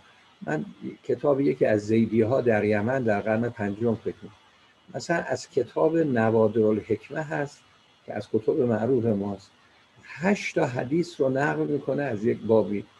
از اون حدیث فقط یکیش مقداریش به صورت بی سند در کتاب‌های ما، در کتاب شیخ طوسی آمده، هیچ کدوم از اونها نیامده. خب طبیعتاً خیلی واضحه دیگه این مطلب. یک زیدی از یک کتاب شیعی نقل میکنه که خود ما نقل نکردیم. من در کتب زیدیه مثل امالی امام ابو طالب، چون ایشون کار شیعی دارن، اسم میبرم. در امالی امام ابو طالب که از ائمه زیدی هم به حساب میاد، در اونجا من خودم مقدار زیادی روایاتی دیدم که از مصادر ماست، یعنی کتاب صفار، کتاب برقیه، اینا مصادر ما هستن. معذالک ایشان نقل کرده و اونها الان در مصادر ما نیست، اونها نیست کلا. ما روایات فراوانی داریم که علمای اهل سنت از ائمه ما نقل کردن که در مصادر ما الان نیست، لیکن از ائمه ما نقل کردن، لیکن اینها رو تحلیل فهرستی سخت ارائه دادن. دقیقاً اینا رو حدیث شفاهی بیشتر میتونیم حساب بکنیم. بنده با یک وسواس دقیقی سعی ما بر اینه که مرز بین حدیث فهرستی، حدیثی رو که از راه فهرست و مصدر میشناسیم، با حدیثی رو که اصطلاحاً من شفاهی میدونم ثابت نیست روی مصدر و کتاب باشه، با یه وسواس و دقت فراوان که اگر مایل باشن کاملا صور مسئله رو نشون، یعنی مواردش رو نشون میدیم، اینها رو از هم جدا کردیم، سعی کردیم. طبیعتاً این هست. ببینید ما در مبحث رجالی کل میراث‌های حدیثی امامیه رو قرار بدیم، ممکنه مثلا چیزی در حدود 20 تا 25% با بعضی ضوابطشون جور بشه، مشکلات بعدی زیاد، حدود 20 تا 25%، 30% هم با ترجیحاً، اما باز مقدارهای مجهول داریم. اگر روش فهرستی رو به دست بگیریم تقریباً شاید بالای 40%، بلکه نزدیک 50% روایات رو به نحو واضح روشن میکنه، اما حدود شاید 20% تا 25% هم ترجیحیه، بقیهش هم ابهام داره. اگر هر دو طریقه رو به دست بگیریم شاید بتوانیم تا حدود 65 تا 70% روایات رو تحلیل کنیم. خیلی نسبت بالایی است. مثلا ما اگر همین مرآت العقول مرحوم کلینی که عنوان شرح اصول کافی است، تقریبا فرض کنیم در حدود 16,000 حدیث نسبتا معتبر، حالا چون نمیخوام وارد خصوصیات بشم، ایشون حدود 5,000 حدیث رو صحیح دونسته، یعنی کمتر از 1/3. 5,000 رو خورده. خب این خیلی مشکله. این هم روی مبانی مشهور رجالی به تعبیر خود، چون خود ایشون اخباری روایت قبول داره، میگه روی مبانی رجالی، این مبانی رجالی در بین شیعه هم از قرن 8 مطرح شده. در این مبانی رجالی این حدیث ضعیفه، الا خود ایشان قبول داره. پس بنابراین این مطلبی که ایشون فرمودن، این مطلب ایشان اجمالاً درسته، تعبیر ایشان مؤرخ و فقیه، تعبیر بنده واقع گرایی و حجت گرایی، لیکن فهرستی این کار رو میکنه. تحلیل فهرستی خیلی میتواند به واقع ما رو نزدیک کنه، خیلی، یعنی به درد مورخ به تعبیر ایشان میخوره. فقط ما باید شواهد رو جمع بکنیم و اقامه بکنیم. یعنی چون الان بر اثر پیش آمدی که شد، اولا شیعه کلا در فشار بود و مشکلاتی که داشت، حالا نمیخوام توضیح بدم، و مقدار زیادی از اون احادیث قابل قبول در این کتب اربعه و حتی غیر اربعه جمع آوری شد. لذا اون مصادر اصلی ما الان با مشکل روبرو هستیم. بیشتر باید اونها رو بازسازی کنیم. برای بازسازی هم ضوابط گذاشتیم. نگفتیم هر حدیثی از ابو حمزه باشه مثلا این رو جمع بکنیم بگیم تفسیر ابی حمزه سومالی. نه، این نمیشه این کاری کرد. خیلی ضوابط گذاشتیم، خیلی نکات گذاشتیم، خیلی و مجموعه اون نکات و مجموعه اون شواهد به ذهن ما تا مقدار زیادی به درد مورخ هم میخوره. یعنی اگه بخواد مناقشه بکنه تقریبا میرسه به مناقشه در امور واضح، از خیلی قضایای تاریخی و از اونا بهتره، از خیلی قضایای تاریخی. نکته دوم رو هم عرض کنم که ایشان فرمودن راجع به نکته یادم رفت نکته دوم ایشان. نکته دوم نسبت به خیلی خوب بفرمایید. نکته دوم بعد عرض. بله. I work with Professor Gleave, so he understands Farsi very much. So this translation and summary would be for others who might not have understood what Ayatollah Madadi had to say in this section. So in this section, he says, like, although Professor Gleave had this distinction between a historian and a faqih, what Ayatollah Madadi would mention is an approach to identify the historicity or actuality of a book vis-a-vis the probative force of certain reports. So the probative force or the legal force would be hujjiyah, and what Ayatollah Madadi would call it waqi garai is to explore the historicity or actuality of the early Shi'i works. He says, like, in principle, what Professor Gleave says, it does make sense. We need to make that sort of distinction when it comes to the discussions of biobibliographical analysis of taḥlīl-i, and in few instances, he says, like, although it would be more of like hujjiyah, but still we could go and explore the historicity of early works as well. I mean, you know, these works existed from historical point of view as well. So he appears to be hesitant, but he says at the same time, in some cases, we could go back to explore historicity of early works as well. Then he gives example of, like, you know, Zaydi sources. So, for example, the Amali of Imam Abu Talib, he mentions some of the Shi'i, sort of like some of the reports which comes from Shi'i scholars. For example,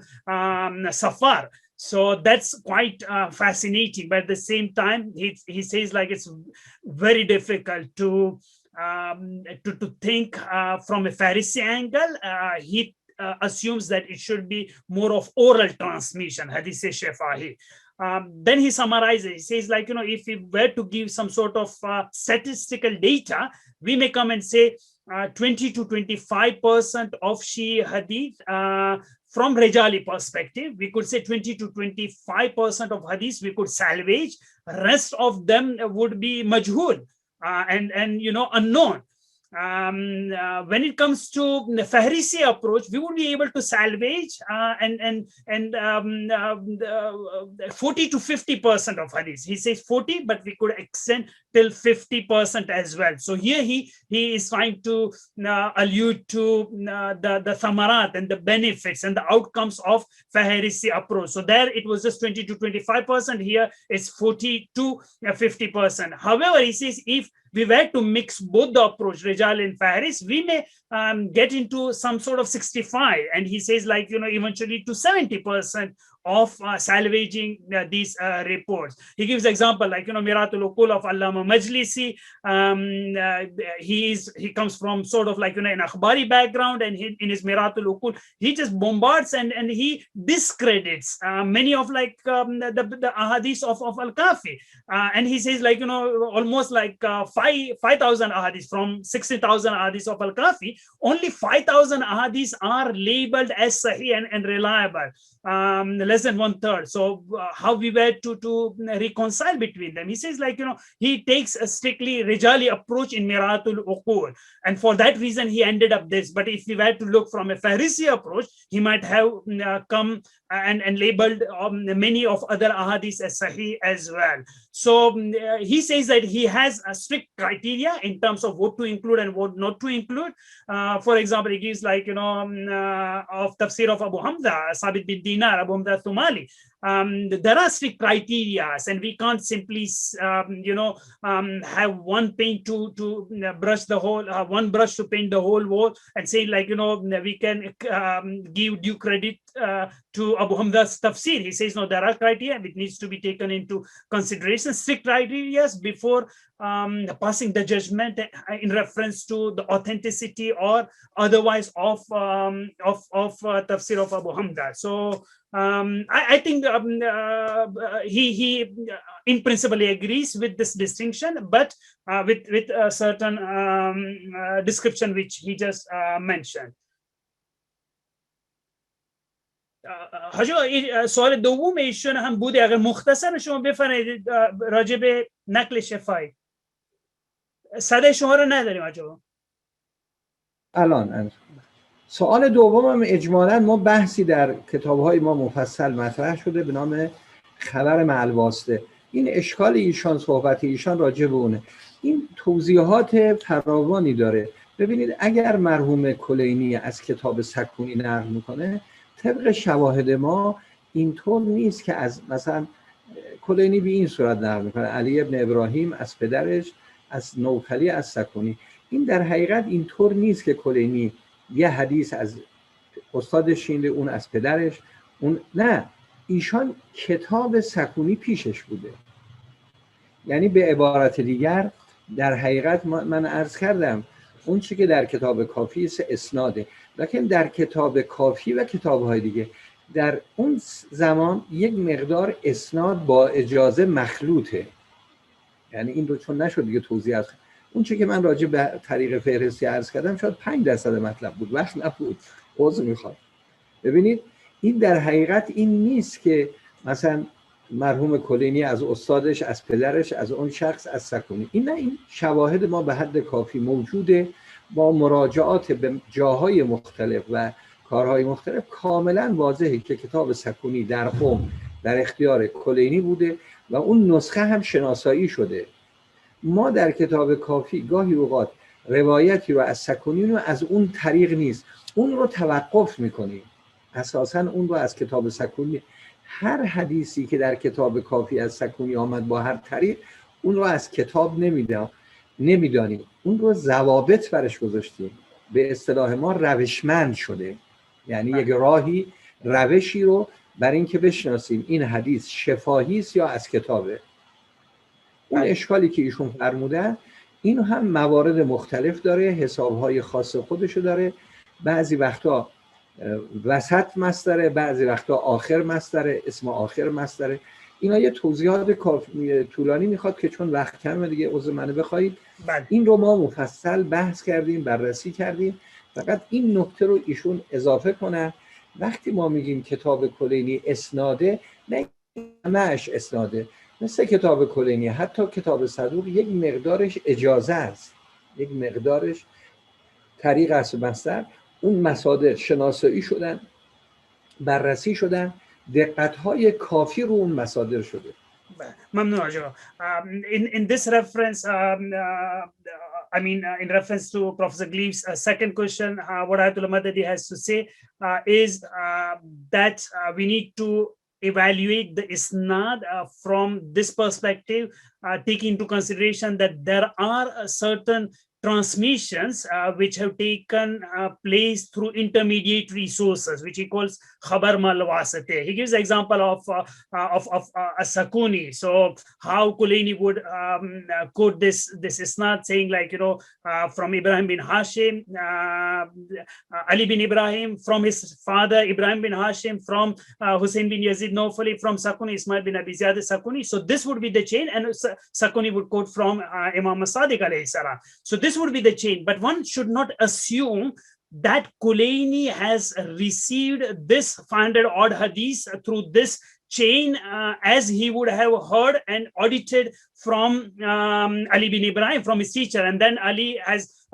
received this or audited this from his dad, and from so on and so forth. Rather, by taḥlīl-i faris, he says there are stronger evidence to suggest that we would be able to identify the manuscript which was at the disposal of Sheikh Kulaini, and how he used that particular manuscript or that source in quoting this 500 odd hadith in Al-Kafi. So he says, like, because of time constraint, in the interest of time, he would keep it short, but then he's available to discuss this in detail. So thank you, Professor Gleave, for your wonderful introduction, as well as two critical questions, which I think Ayatollah Madadi has responded. So now I would like to invite our other distinguished panelist, discussant, Professor Andrew Newman. Professor Newman, the floor is yours. If you could discuss about your thoughts on this topic. Okay, Kamal, thank you very much. Can you hear me? Yes, loud and clear. Thank you. Very good, because I'm operating via several layers of technology. First of all, I want to thank you for all the hard work you're doing, and I want to thank the Islamic College for this excellent opportunity to participate in this discussion. I want to thank His Excellency for participating as well. This is terrific that you younger generation have figured out how to conquer things like these kinds of boundaries. I still have trouble turning on the computer in the morning. I have to ask my daughter sometimes where the button is. So this is terrific. We can talk about each other. And one of the problems is the access to ideas recent publications. So this kind of activity is certainly to be praised and repeated. I see this as the first webinar, so I hope there will be lots more of these, because this is a way to keep in touch with these kinds of ideas and actually talk to each other. And we're not able to do that as well as I think we really want to be able to do. I have sort of three-ish points to make. I really think this is a fantastic discussion. If this has been published in all or in part, I'd certainly like to look at the publication and be able to look at it, because now we get sort of the tip of an iceberg of some excellent ideas here. And so I'd really like to be able to read it.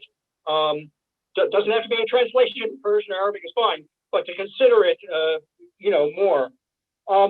I just have three kinds of comments. I think they're a little bit overlapping. I appreciate what Professor Gleave had to say. And so some of these are a bit parallel and some of these are a bit different. I think when we in the West look at these collections, for example, collections, assemblies of Hadith texts by compilers, we only see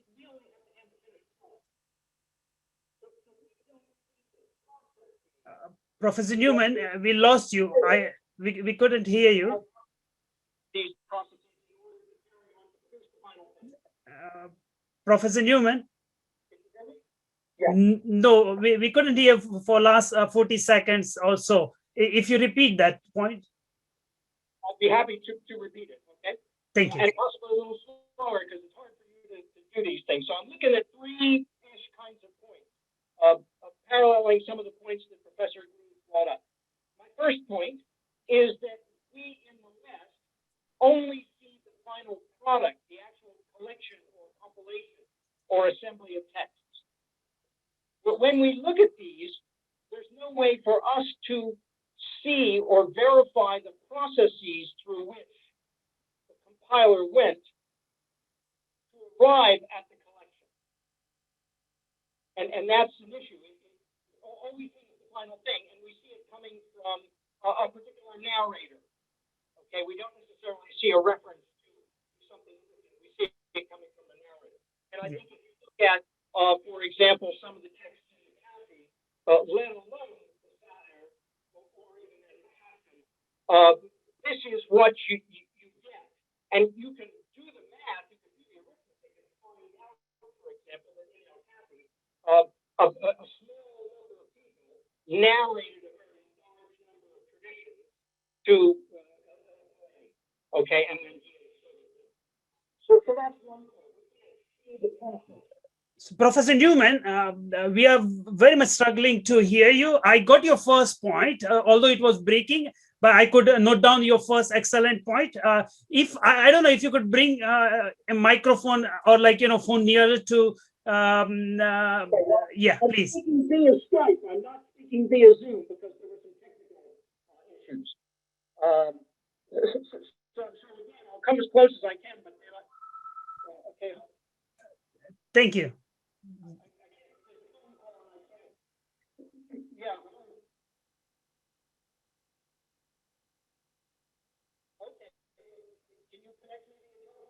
Yeah, we got your first question. If you could start with the second point. Okay, I have two things happening at the same time. Hold on. Sure. I'm sorry for the participants. Just indulge with us till this problem gets fixed. We appreciate this technical issues. Everyone gets caught up in one way or other. So I sincerely hope we get back to Professor Newman in a while. His first question was excellent. Let's listen to the second and the third. I think that the way we would forward is we will move forward is we'll have Is this Dr. Jahangir or Mr. Chauhan? still it's breaking. Camille, Mr. Chauhan needs to turn on his microphone. Sorry, I'm so sorry, but I hardly can listen anything. Mr. Chauhan, talk to Camille directly yourself. Can you talk to him? Now better. Now it's far better.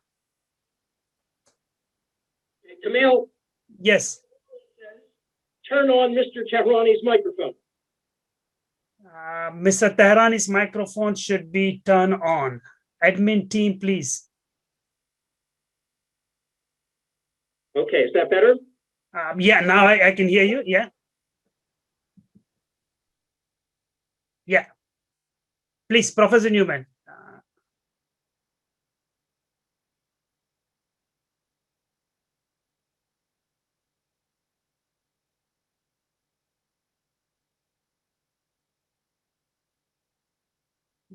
Yeah, we had a good voice from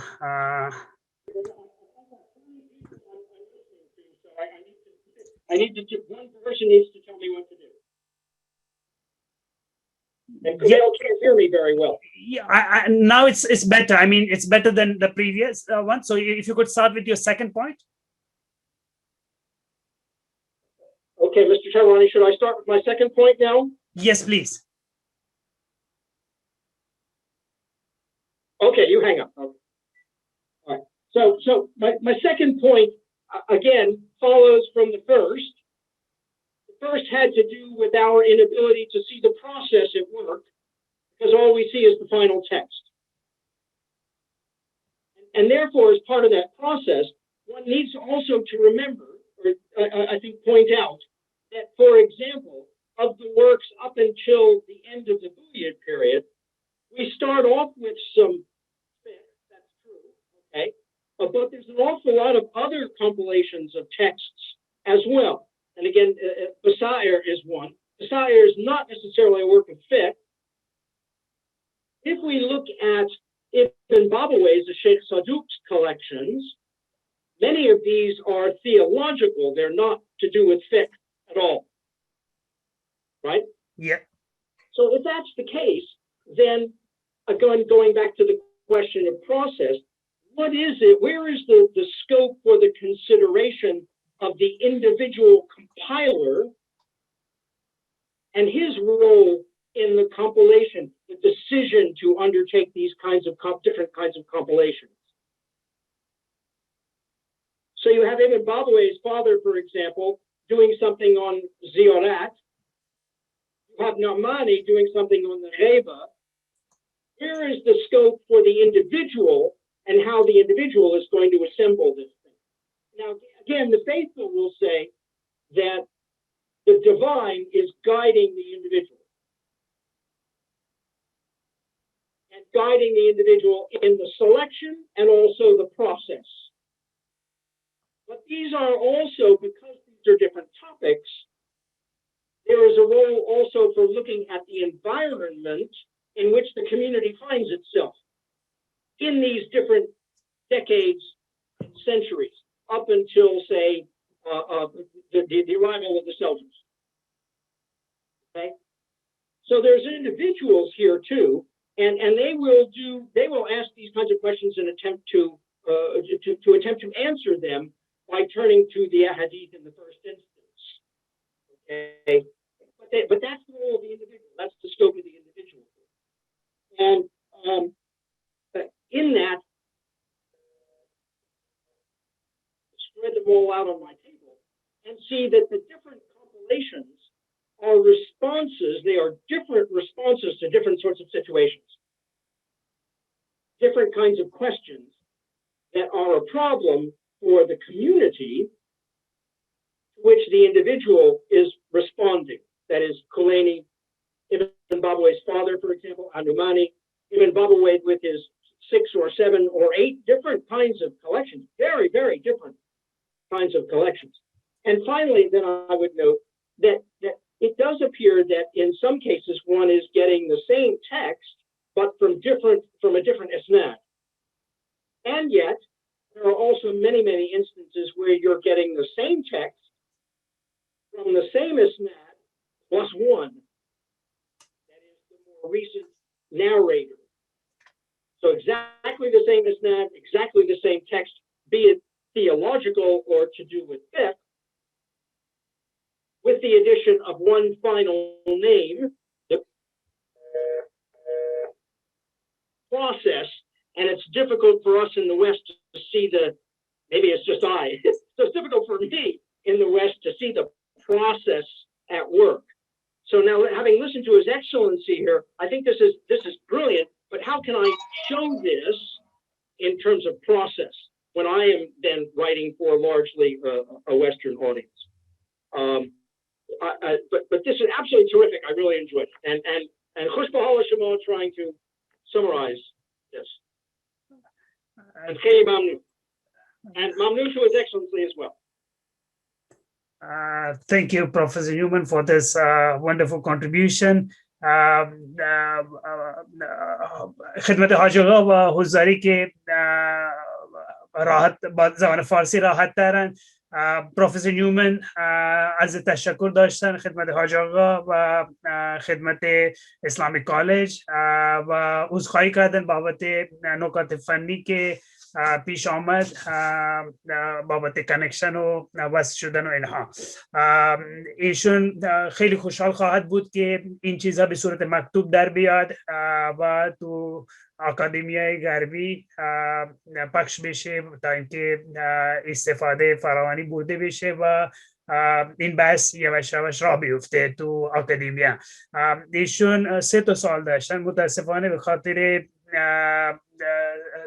ضعف صدا که وجود داشته من اینا را اینجور متوجه شدم که سال دوم سوم با هم ذکر خواهم کرد.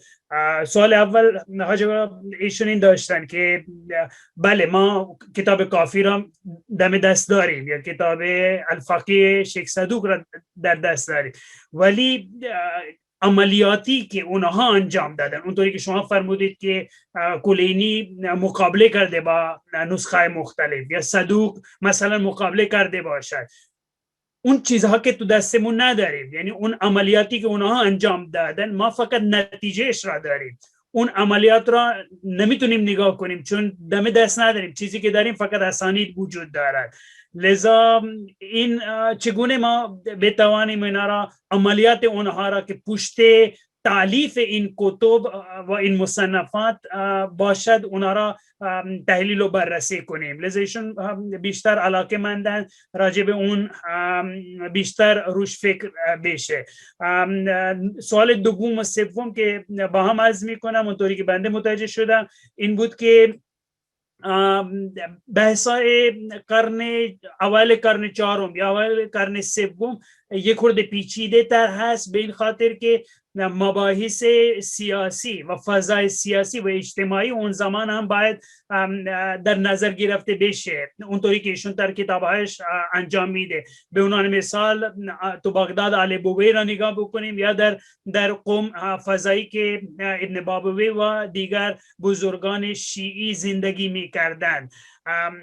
به عنوان مثال مثلا نعمانی دست به تالیف میزنه و کتاب راجع به غیبت می نویسد یا کتاب غیر فقهی هم فراوانی در این زمان وجود دارد. بس هر یک مثال هست یا خود صدوق کتاب غیر فقهی دارد و در مباحث زیارت ما کتاب هایی داریم تو این دوره. چگونه مثلا تو بحث فهرستی این را متوجه بشیم که این تعدد موضوعات کتب که فراوانی در این زمان در این فضای سیاسی اجتماعی نوشته شده باشد تا این حدی که گاهی میبینیم که اسانید شاید اسانید بین کتب مشترکند ولی متن مشترک نیست یا گاهی متن مشترک است ولی اسانید مختلف هست. اینا ما به صورت متعدد تو کتاب ها میبینیم اونا چگونه قابل توجیه هست و چگونه قابل بررسی هست. حاجی بفرمایید.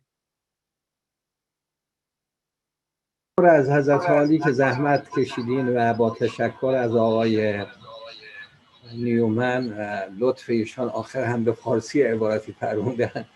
خیلی تشکر میکنیم از ایشان و ممنون و امیدواریم انشالله این مشکلات حل بشه و این مطالب رو در قم انشالله مفصلا خدمت ایشون. این مطالبی که شما فرمودین یکیش این که آیا فضای سیاسی رو در نظر بگیریم یا نه. ما اصولا در مباحث حدیثی هم جغرافیای حدیث، هم تاریخ حدیث، هم سلیقه‌های فکری، هم شاخصه‌های فکری، هم حرکت‌های اجتماعی رو یک نحو شدیدی پیگیری می‌کنیم، بیش از اون چه که ایشون فرمودن. همین اخیراً به یک مناسبتی در بحث حج، البته صحبت عربی بود، راجع به احمد ابن هلال بنده صحبت کردم. چند جلسه از فکر می‌کنم نوارش موجود باشه، جلسه درس روایتی در باب حج بود. خیلی فضاهای سیاسی زمان احمد ابن هلال رو مورد بررسی قرار دادیم، فضاهای سیاسی که بعد از ایشان پیدا شد، فضای سیاسی که منجر شد به تشکیل دولت آل بویه در بغداد در سال 334. اینها رو تصادفاً من خیلی شرح دادم. وضع سیاسی شیعیان در قم و در شهرهای دیگری که محل کلام اینها بوده، در بصره بوده، عرض کردم حدیث ما و نوشتارهای ما در جاهای مختلف، در تاریخهای مختلف تحت تأثیرات مختلف بودن.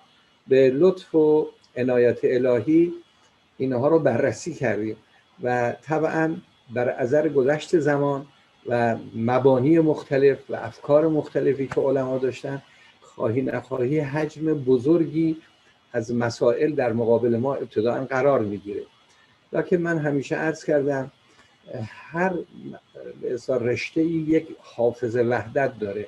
فرض کنید مثلا درباره طب ممکنه مبانی مختلف باشه، دیدگاه‌های مختلف باشه، راه‌های لکن حافظ اون وحدت این مباحث اون جسم انسانه، اون واقعیت انسانه.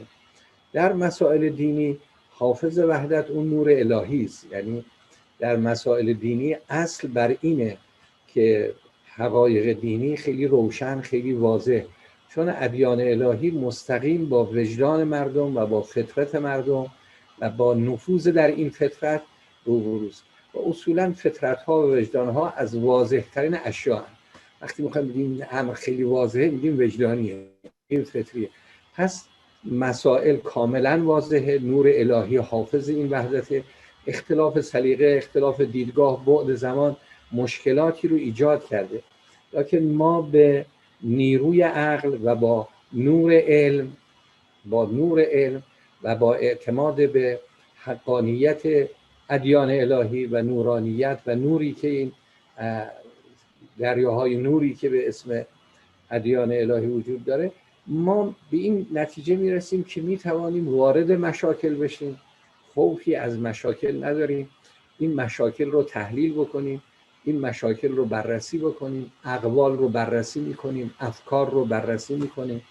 من همیشه عرض کردم تقریبا در اون حدی هستیم که میتوانیم در ذهن شیخ طوسی باشیم، در ذهن کلینی باشیم، در ذهن شیخ صدوق باشیم، در ذهن علامه هلی، محقق هلی، بزرگان بعدی ما، همین بزرگان معاصر ما مثل مرحوم شیخ هست.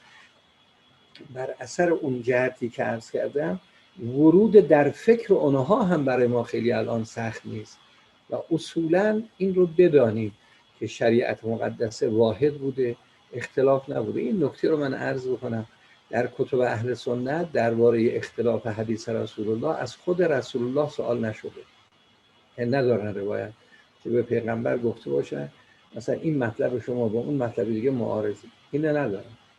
اما فرض کنیم از امیرالمؤمنین درباره اختلاف حدیث سوال شد، این یعنی زمان رسول الله اختلاف نبوده، با یک فاصله 25 ساله، 29 ساله، 28 ساله اختلاف پیدا شده، روشن شد. این خیلی نکته مهمه. اون چه که الان ما مسئولیت خودمون رو نه در فقط مقابل علم، به اصطلاح در دانشگاه ها مسئولیت علمی، مسئولیت انسانی خودشون، فرهنگی خودشون، در حوزه های ما مسئولیت الهی مطرحه، نه مسئولیت علمی. اون چه که به عنوان مسئولیت نسبت اون سوال چه که به عنوان مسئولیت الهی مطرحه، ما در متن این مشکلات وارد میشیم، ریشه یابی میکنیم، میخواهیم به همون عصر پیامبر اکرم برگردیم، عصری که در او اختلاف نبوده. بله حاجی، نسبت این به یک کاری است که ایشون صحبت میکنن. بله حاجی، نسبت به سوال اول شما چی؟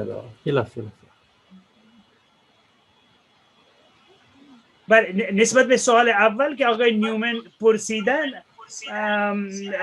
که ما کتاب کلینی داریم ولی اون عملیاتی که کلینی انجام داده تقابل نسخه و اینا، اونا رو چگونه ما بتوانیم به اونجاها برسیم؟ که من عرض کردم ما الان این اولا لفظ تحلیل فهرستی از بنده است، این اصطلاح بنده هست و این هدف ما از این اصطلاح این است که کار دیگران رو، یعنی مثلا اخباری ها که مطلبی گفتن در حقیقت اونا نظرشون یک مقدار به این بوده لکن این تعبیر رو به کار نبردن، تعبیر از بنده است و این که اون پشتوانه کار کلینی رو اون که چرا کلینی این کار کرده و چرا صدوق این کار، این رو با تجمیع شواهد، یعنی با بررسی زندگی کلینی، با بررسی آثاری که در قم بوده، با نحوهی که ایشان در کتابش اونها آورده، اینها رو از اون راه ما اطلاع پیدا کردیم. مقداری از اینها گفته شده اما اون مقدار کمه. در تفکر آقایان غالباً صحبت این است که مثلا میگن این مطلبی که گفتیم در کجا آمده. من این رو توضیح بدم. خیلی از این مطالبی رو که ما الان عرض میکنیم یک برداشت ماست، یعنی یک تحلیلی است که ما از اوضاع دادیم، از احوال دادیم، لذا من خودم شخصا مسئول اون هستم، از جایی نقل نمیکنم. این رو از کجا؟ از مراجعاتی که در طی من الان 54 سال تقریبا در رجال کار میکنم. این مراجعه‌ای که در این مدت شده، مقایسه‌ای که در این مدت شده، اگر بگم مثلا جوری الان هست که ایشان یه حدیث رو الان کتاب کلینی رو باز کنن بخونن، تقریبا 80% احادیث رو بدون مراجعه قبلی، چه تحلیل فهرستی چه تحلیل رجالی و جهات دیگر حدیث، چون تحلیل رجالی و فهرستی ناظر به صدور حدیث هست، حدیث جهات دیگه هم داره. گاهی اوقات ما در هر دو تحلیل گیر میکنیم اما در حکم شرعی نمیشه گیر کرد، راههای دیگه هم داره، تحلیل‌های دیگه هم داره. این اینطور نیست که خیال بکنن ما با یه تحلیل فهرستی یا تحلیل رجالی مطلب تمام میشه. دقت فرمودید؟ اون چی که ما الان راجع به این مطلب داریم همونطور که ایشون فرمودن، این نکته ایشان درسته. این مطالب اگر مکتوب بشه، این شواهد اگر مکتوب بشه، اون وقت اون نتایج کاملا واضح میشه. ما تا حالا فقط یک نوع برخورد ذهنی داشتیم. مثلا میگفتن اگر حدیثی رو طبق مبنای علامه در قرن هشتم آمد گفت این مبنا حدیث ضعیفه، اما در نگاه کردن این حدیث در کافی هست، این حدیث در فقیه هست. دقت می‌فرمایید؟ در قرن نهم دهم گفتن چون قدمای اصحاب عمل کردن ما قبول میکنیم ولو ضعیفه. بنده آمدم گفتم این قبول قدما نکته داره. این اصل مطلب یکی از نکته های اساسیش تحلیل فهرستیه و این رو شواهدش رو اقامه کردیم. من عرض کردم راجع به بحث فهرستی که امشب صحبت شد، شاید 5% مطالب رو گفتم، وقت نبود، نتوانستم مطالب رو بیان بکنم. ما می‌خواستیم یه مقداری حدیث شیعه رو در این مراحل نکات فراوانی وجود داره و این رو ما با مقایسه، با مقارنه، با این قسمت ها بررسی کردن به این نتیجه رسیدیم.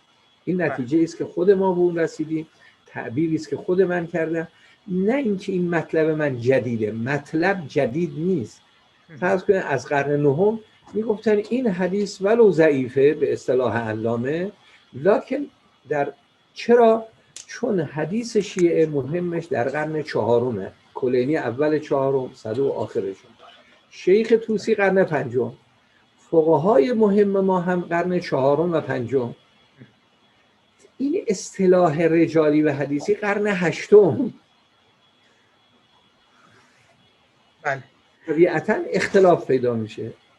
اختلاف به این صورت مطرح شد، گاهی حدیث صحیحه لکن علما قدیم ما به او عمل نکرده، گاهی حدیث ضعیفه علمای قدیم ما به او عمل کرده. این تفکر رو در حوزه های ما آورد. خوب دقت کنید، این تفکر در حوزه های فقه اهل سنت نیست. مثلا این تفکر که حدیث اگر ضعیف بود علما عمل بکنن یا عکسش این قبول میشه، این نیست. این از خصائص ماست. Right. و این خصیصه ما هم در قرن اواخر هشتم و نهمه. اونم به خاطر این نکته‌ای که عرض کردم. آمدن اینها گفتن بله ما این خبر ضعیف قبول میکنیم. عده‌ای هم گفتن قبول نمیکنیم. اینطور نیست که مسلم باشه. مشهور علما بعد از علامه آمدن قبول کردن. کاری که من کردم گفتم این مطلب تا حدی نه کلا تا حدی درسته. وقتی بررسی میکنیم میبینیم نکته‌های فهرستی داشته یا وقتی بررسی میکنیم نکته‌های خاص دیگری داشته. سعی ما این بوده اون چرا که خیال میکردن ما تعبد داریم ریشه های واقعی رو پیدا کردیم. اون نکته این بود. بله حاجی اجازه بفرمایید من ترجمه کنم. بله تشکر حاجی خیلی ممنون که توضیحات وافی و کافی فرمودید. I think not I think I'm certainly sure Professor Andrew Newman is quite competent in Persian, both like understanding, reading, writing, everything. So this translation is more focused towards those who are not quite familiar with Persian. So in reference to the first question, although Ayatollah Madadi mentioned the second, I understand like, you know, his answer to the second came first and to the first question came later. I would follow the questions which Professor Newman, in the sequence which Professor Newman mentioned. So his first question was in terms of we have the product, final product, but what is the procedure? What is the process behind which Khomeini operated or he functioned? So in that reference, Ayatollah Madadi says that the discussion of this, the title of Biobibliographical Analysis, taḥlīl-i fihristī, is the term which he coined for the first time. Otherwise, the work which he is engaged in doing has been done by earlier scholars as well. In fact, he argues that the earlier scholars used to engage in taḥlīl-i fihristī, not the rijali analysis. Rijali analysis came much later, in his opinion. So the term might be something new, but the function and the process is quite early, according to his submission. He is engaged in the works of Rijal from last 54 years. And to sum up, what he is proposing is to take a variety of criteria in the process of assessing Shi'i Hadith, which we call Tajmi'u Shawahid wal Qara'in, a collective approach of taking into consideration all those factors which are vital and which would contribute to our understanding of early Shi'i Hadith. So that is something which he says, and now I would employ something which he said in the first, in the second answer as well. He says that this process is to the extent that we could go into the intellect and the process, how Khomeini used to function, how Tusi used to function. I'm just worried that this idea doesn't go into the into Elon Musk company, because he would just make an artificial intelligence of Khomeini and Tusi and for us, because as Ayatollah Madadi says, like, you know, we could just go into their minds as well and understand how they used to operate. So according to his submission, it is just like it's quite feasible to understand based on the criteria which he is mentioning. That's number one. The second question about the second and the third of Professor Newman, about the consideration of the scope of consideration, taking into account various political networks and political environment, as well as the social environment of Baghdad and Qom, and the various books which he mentioned from Nomani and Ibn Babawayh and Safar and so on and so forth. In that respect, Ayatollah Madadi says that he does take into account all these factors. In fact, he says like he's interested in geographical considerations, in political considerations, in intellect, in personal inclinations and personal biases an individual or a reporter or a musannif, a compiler would have, the affiliation with various groups. So he would take into consideration all of these factors in the analysis of bibliographical analysis. However, he makes a crucial point which pinpoints his overall understanding, which is, he says, there is a divine intervention in all these issues which we're discussing. According to him being a faqih, he thinks divine intervention plays a crucial role in terms of the pool and the legacy of Shi'i Hadith which we have. I would rephrase it saying that God has promised to protect this, right? So there is a divine intervention, and God is going to protect this pool of literature which we have. Our job is to go and analysis, do a critical study, examining thoroughly with all these criteria which he mentioned. But at the end of the day, by our efforts, we would be able to we would be able to construct the early Shi'i Hadith discussions. So my thanks are due to Professor Gleave and Professor Newman for the wonderful contribution and critical questions which they posed. And I personally believe the questions had added immense value in understanding or critiquing what Ayatollah Madadi was proposing in his discourse of taḥlīl-i. I'm aware of the time. In the UK, it's 7:30. However, we started 10 minutes late, and 5 minutes we had issues with the connection of Professor Newman. So in this remaining 15 minutes, I would open the floor for the questions. And there are bombardments of questions, which I'm not sure I would be able to take. I didn't get a chance to read it simply because I was too much focused on noting down the points which our esteemed panelists were mentioning. And so excuse me if I'm very much random in terms of choosing the questions. Please excuse me regarding that. After this question and answers, which I would have for maybe 10 minutes, and then I would invite Professor Gleave for his final remarks. And Prophet Newman, if he's available, I would like to have his final remarks about this topic as well, or anything in general what they would have they might want to contribute to the discussion of Shi'i Hadith. So the floor is open for question and answers. And as I mentioned, I would be selective in these questions. So anyone, if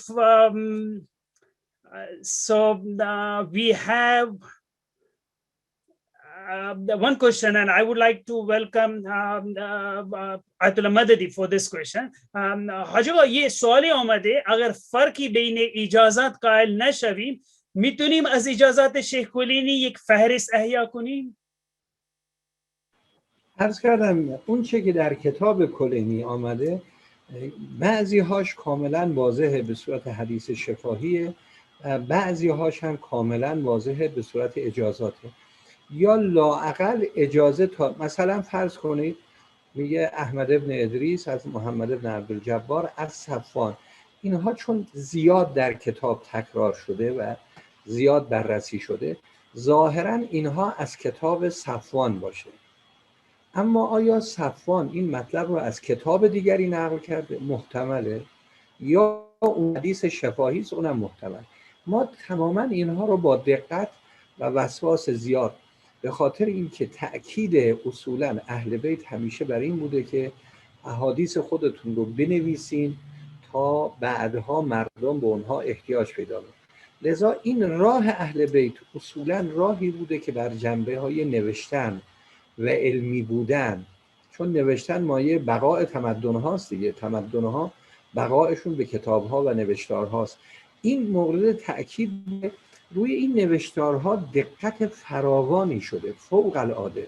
یعنی من نه اینکه این مطلب رو مثلا به عنوان تعصب، واقعا چون در این قسمت کار زیاد کردم، فوق العاده زحمات زیادی کشیده شده تا این حدیث شیعه سالم باشه و بتواند درست به اهل بیت برسه و کلام اهل بیت از رسول الله و این روح واحد اسلامی الهی رو روشن میکنه. لذا اینی که ایشون فرمودن مطلبی است، البته عرض کردم یه مقدار الان به حسب ظاهر کافی مشکل داره، اما با قرائن و شواهد مقدار زیادیشو نسبتا حل کردیم، میتونیم. اما به هر حال در مواردی ترجیحاً، در مواردی ابهام وجود داره. یعنی اصولا با این روش رجالی هم همینطوره، مواردی کاملا سند واضحه، مواردی ترجیح باید بگیم مثلا صحیحه، مواردی هم با ابهام رو. این یعنی در تحلیل رجالی و فهرستی، و این دوتا رو اگر ما بتوانیم کامل بکنیم خیلی نتایج عالی نصیب ما میشه. برای شناخت حدیث شیعه فوق العاده ضروری است. اگر به اساس صحبتات تموم شد یک کلمه هم آخر من صحبت کنم. چشم. حاجی خیلی ممنون راجع به این پاسخ که فرمودید. So the question what was posed in Persian was that based on the transmission or asanid which we have in Kulaini, can we deduce, or can we would we be able to reach at some sort of conclusion, or would we be able to construct an ijazat of Kulaini? For example, like, the chains of transmission, lines of transmission through which Kulaini would have acquired those books. So that was the question, to which Ayatollah Madadi replies, as he mentioned in his discourse as well. It's quite possible based on the works which he has done, as well as by looking at the fihristī which are available at our disposal, like Tusi, Najashi, and the earlier fihristī as well. We would be able to reconstruct, although there's no guarantee that we would be able to be 100% successful, but there are strong evidence to suggest that this work is quite possible. So that was regarding the question which was posed. The another question, and I would like to welcome Professor Newman in this respect, based on his studies of Qum and Baghdad, and the question which he mentioned, that there are political issues and networks which should be kept into considerations as well, which should be taken into consideration as well, as he rightly pointed out. So based on his scholarship, would you like to give an example to extrapolate, or like, to make this point in a detailed fashion, that which sort of political networks would influence Qumi and Baghdadi schools of thought? Well, I'm sorry. Professor Newman, your voice is breaking. I will contact him by phone. Just give me a second, please. Yeah, thank you for facilitating this conversation with Professor Newman. Professor Newman, please, you can speak through my phone. He needs to pick up the phone, and if you could also mute your phone, your mic, Brother Kumail. Yeah.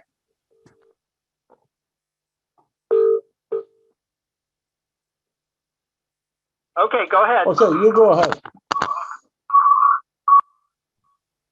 Yeah, Professor Newman, we had this question concerning your work on Baghdad, and given your extensive study concerning Qum and Baghdad school. So when you discuss about political networks or social networks which might have contributed in a certain the production of certain books and certain genres of Shi'i Hadith literature, would you elaborate on this particular point with an example, please?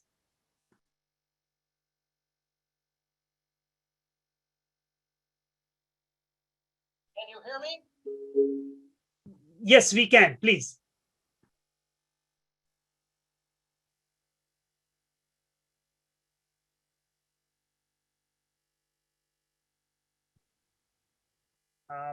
No, we can't hear now. Okay, let me try again. This time he needs to talk through my phone. Yeah, I see that.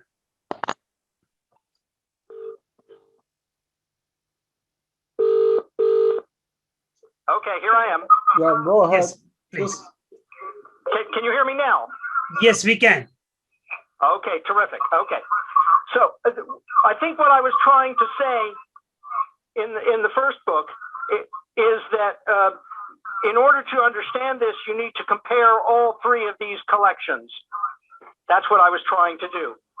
And if you then compare the subjects that are addressed, but also the narrators, you can begin to see changes. The best examples of this, I think, are if you compare Safar Homi's Basair and Kulaini on some of the miracles that were done by the imams. And one can see, as I suggested in the book, is that Kulaini very much downplays those, even though he is using Esnad, which for Safar, we're making these available. So this is a decision, and this has to think, I think, and I agree with His Excellency completely, the divine is influencing these kinds of decisions. The divine has best of all, a hand, and has his hand on the shoulder of the compiler and helps the compiler understand the situation in which he is operating, which is very different to what's going on in Qom, as Kulaini was resident in Baghdad. And so you see Kulaini beginning to make distinctions about, again, for example, and again, this is discussed in the book, about these kinds of miracles. Safar, for example, says that the imams brought people back to life from the dead, or spoke with animals and such. And of course, you don't necessarily see that in Kafi, although you see the imams doing spectacular things. Those particular examples are no longer available. Now, one can call into question, and my recent work suggests this, that maybe Kulaini did not actually have access to a complete copy of Basair. And I think the argument can be made that subsequent, and again, I talk about this in a more recent book, that copies of some of these texts, let alone complete copies, were not immediately available in subsequent generations in any great number. And you can see this, I brought to light some of these examples, but other scholars have noted this too. And of course, we have the disappearance of the famous fifth book, Ibn Babawayh's Madinat al-Ilm, which was extant for a while and then which disappeared. So that's another factor that I think we have to confront, is to what extent were later compilers aware of a complete text, which we, Shukr Khuda, have now. Thank you, Professor Newman. سوالی که خدمت پروفسور نیومن پرسیده شد راجع به قم و بغداد بود و چه فضاهای سیاسی و اجتماعی داخل بود در مباحثی که اینا آوردن در کتابشون. ایشون میگه که کاری که بعد انجام داد این است که کتب حدیثی که در اون دوره نوشته شده بودن باید مقایسه بشه، تحلیل بشه و روش فکر بشه و نه فقط مقایسه روایی بشه، مقایسه بین موضوعات هم باید بشه. ایشون میفرماید با مقایسه کردن این کتاب ها آدم یه نکاتی میرسد در سلکشن پروسس، در گزینشی، در روش گزینشی این افراد. به عنوان مثال ایشون میفرماید مرحوم صفار تو کتابش راجع به تکلم امامان، مکالمه امامان با حیوانات، مثل حدیث همچنین آورده، یا احیای موتا عنوان معجزات بگید یا کرامات بگید، این چیزها را مرحوم صفار آورده، ولی شیخ کلینی نمی آورد این چیزها. لذا این گزینش و این سلکتیو بودن و این گزینشی عمل کردن یه نکاتهایی به ما الهام می کند که برای پژوهشگران خیلی مهم است و باعث اهمیت فراوانی هستش. و ایشون حاجی آقا را، فرمایشات حاجی آقا را میگه خیلی قبول دارن، بلکه به نظر بنده یه پله جلوتر پروفسور نیومن رفتن و گفتن نه فقط یه دیوان اینترونشن است، یه دخل تقدسی و این هستش، بلکه بالاتر مثل این که یک دست خدایی بر سر شانه کسی هست که کتاب می نویسد لذا اون باید نباید نادیده بگیریم. Now I would like to welcome Professor Gleave, and there is a question regarding his work on Akhbari Gari and the scripture is Islam. So Professor Gleave, what are your views or thoughts on what Ayatollah Madadi just alluded to, that Akhbaris were engaged in some sort of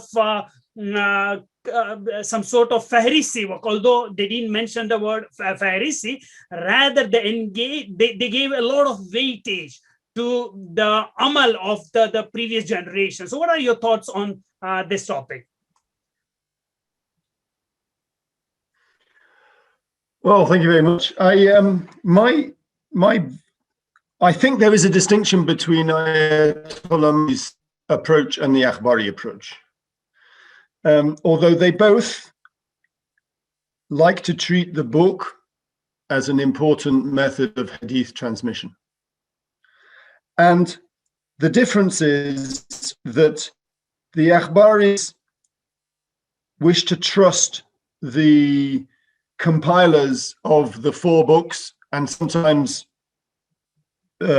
other compilers as well as doing the job of rijal criticism, which they don't need to do anymore. So their view on books is different from Ayatollah Madadi's in that they believe that the 4 books as a whole have all been approved by the compilers of those books, and we should trust those compilers as having done a good job. Ayatollah Madadi is not so keen to trust everything to the compilers of the 4 books. Instead, he wants to go beyond the 4 books. I mean, what is the layer of literature beyond the 4 books? And I suppose from my point of view, the Akhbari comparison with Ayatollah Madadi is interesting because both of them seem to downplay rijal. Both Ayatollah Madadi and the Akhbaris both seem to think that rijal is not the solution to the issue of hadith authentication. So I suppose I would ask, if I have the chance to ask Ayatollah Madadi another question, is does he think that rijal is a waste of time? That we really just need to look at the bahath fihristī and solve it that way? And secondly, his explanation helps us understand why the isnads in the look like they do. It doesn't necessarily help us to know which hadith are authentic or not. It helps us explain why the isnads are like they do. For the Akhbaris, why the isnads look like they do, for most Akhbaris, is a question that really is irrelevant. The isnads are useless now. They provide us with no information because the hadith have already been certified by the authors of the 4 books. So there are distinctions between the approaches there. The Akhbaris certainly have something in common with Ayatollah Madadi's approach in that they view books as a crucial transmission principle for hadith, which moves them away from the isnad-based criticism and rijal. Thank you, Professor Gleave, for your wonderful observation. I very much enjoyed listening to it. However, for the later questions, which you asked, like, being rijal as a whole being useless, I am afraid we would have time for that. However, Ayatollah Madadi, I'm sure he would welcome the opportunity to have another sort of workshop under Lawalisi perhaps this time, and we may engage in conversation with him for these interesting questions which you just posed. Sorry ke bande be as Professor Gleave pulside budan rajibe kitabe akhbari gariyation the scripture is Islam wa nenke masation kar farawani barjasti anjam dade 10 sal zahmat kashide rajibe in mawzu dar mazar ishun pulside shud ke Hajj Madadi ke Ayatollah مددی میفرماید که اخباری هم به نوعی راجع به یعنی کارشون فهریستی بود به یک معنی که آیت المددی فرمودن. راجع به این سوال پرسیده شد، در پاسخش این را فرمودن که ایشون گرچه میبیند که کارهای اخباری ها و مباحث فهریستی یه جاهایی میخوره که مثلا هر دو تا علم رجال خیلی بها نمیدن. تو مباحث فهریستی به علم رجال خیلی بها داده نمیشه. البته آیت المددی گفتن که رجال هم کارایی دارد ولی فهرست نتایج بیشتری خواهد داد اگر اون داشته باشه. و تو فرمایشات آیت المددی بود که اگر هر دو را مخلوط کنیم که دو چندان بیشتر میشه و فراتر میتونیم بریم. لذا پروفسور گلیو تو جوابش گفتن که یه نکات مشترکی دارد ولی ما به هیچ تفاوتشون این هستش که اخباری ها اعتماد به کتب اربعه دارد. حالا کتب اربعه اصطلاحی که بعداً پدید آمد به کتابایی که مثلا تو دوره اولیه نوشته شده اعتماد کاملی دارد و به عنوان به صورت خاضعانه سر تسلیم فرو می نهاند وقتی که به این کتب باشد. بحث آیت الله مددی تو مباحث فهرست اونطوری که پروفسور گلیو متوجه میشن این است که فراتر از اون مباحثی که اخباری ها مشغول میشن هستش. نمیگه مثلا ایشون تو فقط کتب عربه کارش را محدود بکنه، بلکه آیت الله مددی میخواد فراتر و یک قدم جلوتر از اونا برن و بگن که ما بریم منابع و مصادر کتب عربه و اینا را هم در بیابیم. In the interest of time, I think I have already overrun 4 minutes, for which I'm very sorry, especially for Professor Gleave and Professor Newman, because in the UK it's almost Maghrib time. I mean, it's towards the sunset. For Ayatollah Madadi, my concern is more than that, because it must be much more later in home at this moment. So I go towards the conclusion. The floor is open for Professor Gleave for his conclusive remark, for his final remarks. What do you see how the field is going to move forward? So Professor Gleave, your final remarks. Well, I would say as a remark very briefly that the whole fihristi approach opens up new avenues for research. But I think that there will need to be a forensic breaking down of the material that we have to decide where we can apply it and where it's not appropriate to be applied. Maybe it's quite possible that we may find that it's as fruitful as Ayatollah Madadi says, or that it's got its limitations. But I think that the future research will test this hypothesis over the next 5 years. Thank you so much, Professor Gleave, for keeping it very short. اون چیزی که پروفسور گلیو فرمودن تو نکات نهاییشون ایشون فرمودن مباحث فهرستی گنجایش فراوانی دارد و این بحثی هست خیلی به صورت دقیق باید مطرح بشه و ثمراتش فراوانی میتواند داشته باشد. البته باید فورنسیک موشکافانه این مباحث باید بررسی بشه و وقتی که بحث فهرستی میاد بحث حدیثی میاد و اسانید و اجازات میاد باید به صورت موشکافانه وارد بشیم و تک تک اون موارد را بررسی کرد. لذا ایشون امیدوار هست این مباحث جا بگیره تو اکادمیا و وقتی که جا گرفت و دوستان بیاد و بزرگان بیاد نقد بکنند تحلیل بکنند و این نظریه را در اختیار نوشتار و نقد و بررسی و تحلیل قرار بدهند. Professor Newman, may I welcome you to share your conclusive remark, your final remarks.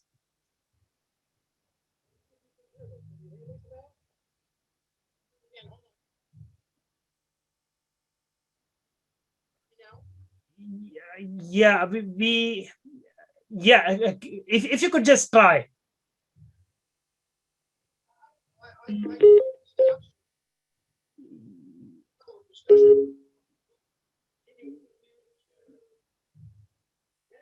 For looking at the text in this way. I've been doing some Newman, stuff, and now I'm coming back to the earlier period. And I'm certainly going to be looking for that and keeping this in mind, because it's opened up some new questions for me that I will want to try to apply to the work that I'm doing. So I want to thank His Excellency very much. Thank you so much, Professor Newman, for keeping it short. حاجه پروفسور نیومن میگه که این بحث فهرستی مباحث جدیدی را برایشون باز کردن و ایشون تو مباحثی که ایشون دارد و تحقیقات و پژوهش‌هایی که انجام میدهند حتما مد نظرشون خواهد بود تا ببیند چه ثمراتی و چه نتایجی دیگر ایشون با بررسی این تحلیل بتواند نتیجه بگیرد. لذا از شما تشکر کردند و بله حاجی اگر تو ظرف 2-3 دقیقه شما نکته نهایی فرمودید که یه نکته دارید که شما اون را عرض کنید و با دیگه کف زحمت کنید. بله خیلی تشکر اولا از عزیزان، ثانیاً این مباحثی که آقای گلیو فرمودن یا آقای نیومن راجع به این که این مطالب باید نوشته بشه، تنظیم بشه، مطلب همینطور خود ما هم کرارن این مطالب رو گفته اینها ثبت و ضبط بشه و قابل طرح باشه و اصولاً عرض کردیم ما همیشه که این سنخ مطالب قابل طرح در به اصطلاح محیط‌های آکادمیک خواهد بود ان شاء الله تعالی. این راجع به این قسمت. این که اخباری ها کتب اربعه، اخباری ها غالبا تمام کتب مشهوره رو حجت میدونن. هر حدیثی که در یکی از کتب مشهوره باشه اون حجت میدونن. دقت بفرمایید یه اشاره‌ای به بحث رجال داشتم. ببین بحث رجال ریشه های عقلایی داره. بالاخره ما در زندگیمون وقتی مطلبی رو کسی برای ما نقل میکنه حالات اون رو میبینیم. آدمی ثقه، آدمی مجهول الحال، آدمی مثلا گاهی راست میگه گاهی دروغ میگه. ما تمام این حالات رو میبینیم. علم رجال ریشه داره. فهرست هم همینطور فرق نمیکنه. این مطلبی که نقل شده در چه کتابی باشه، اون کتاب ثابت هست، چه چاپی داشته باشه، که اون کتاب تحقیق کرده، این مطالب در ریشه عقلایی داره. یعنی بحثی که ما الان در حوزه های علمیه میشه، آیا در به اصطلاح منظومه فکری دینی خودمون، منظومه فکری دینی، آیا بیشتر از اون چه که عقلا میگن آیا تعبد شرعی داریم یا خیر؟ حقیقت نقطه فنی اینه.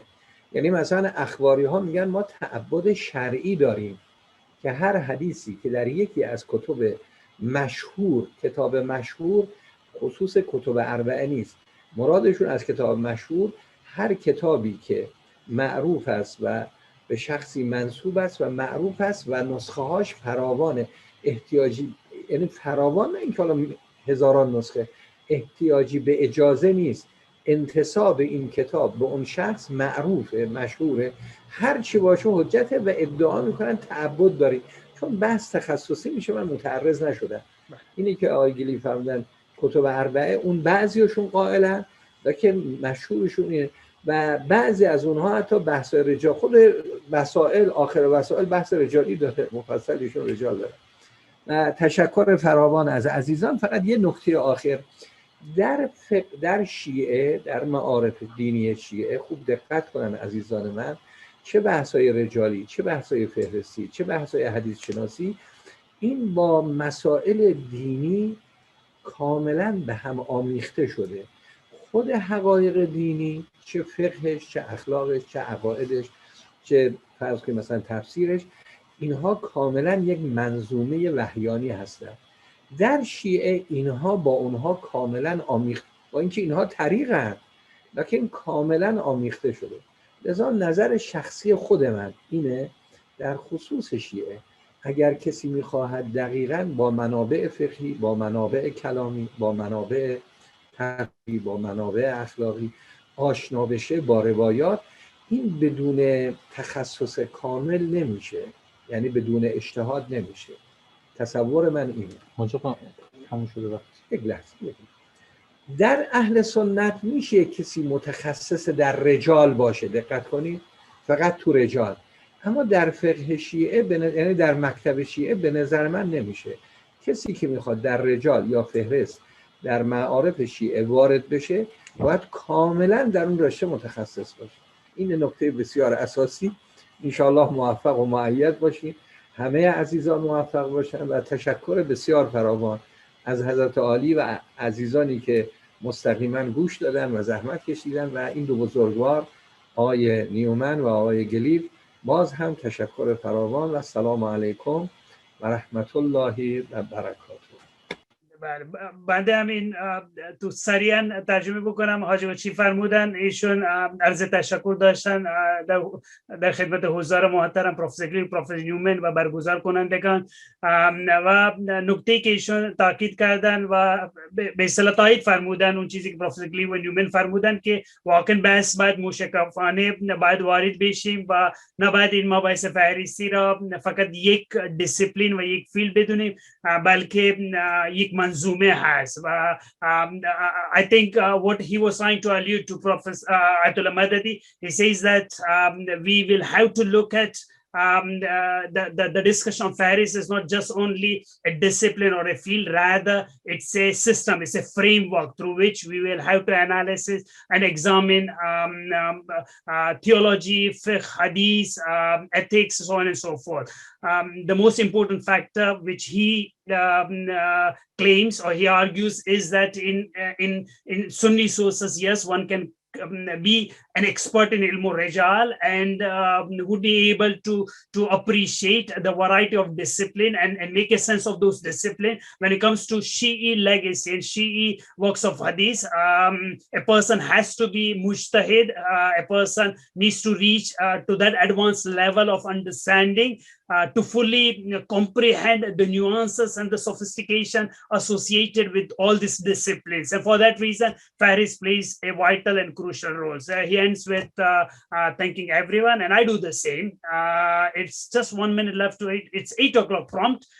Thank you so much, everyone. I know I have run 15 minutes late and we have started 15 minutes late as well. So altogether, half an hour of delay. You would forgive me, especially those participants who have prompted and who had posed a lot of interesting questions. First of all, I was not able to read all of them.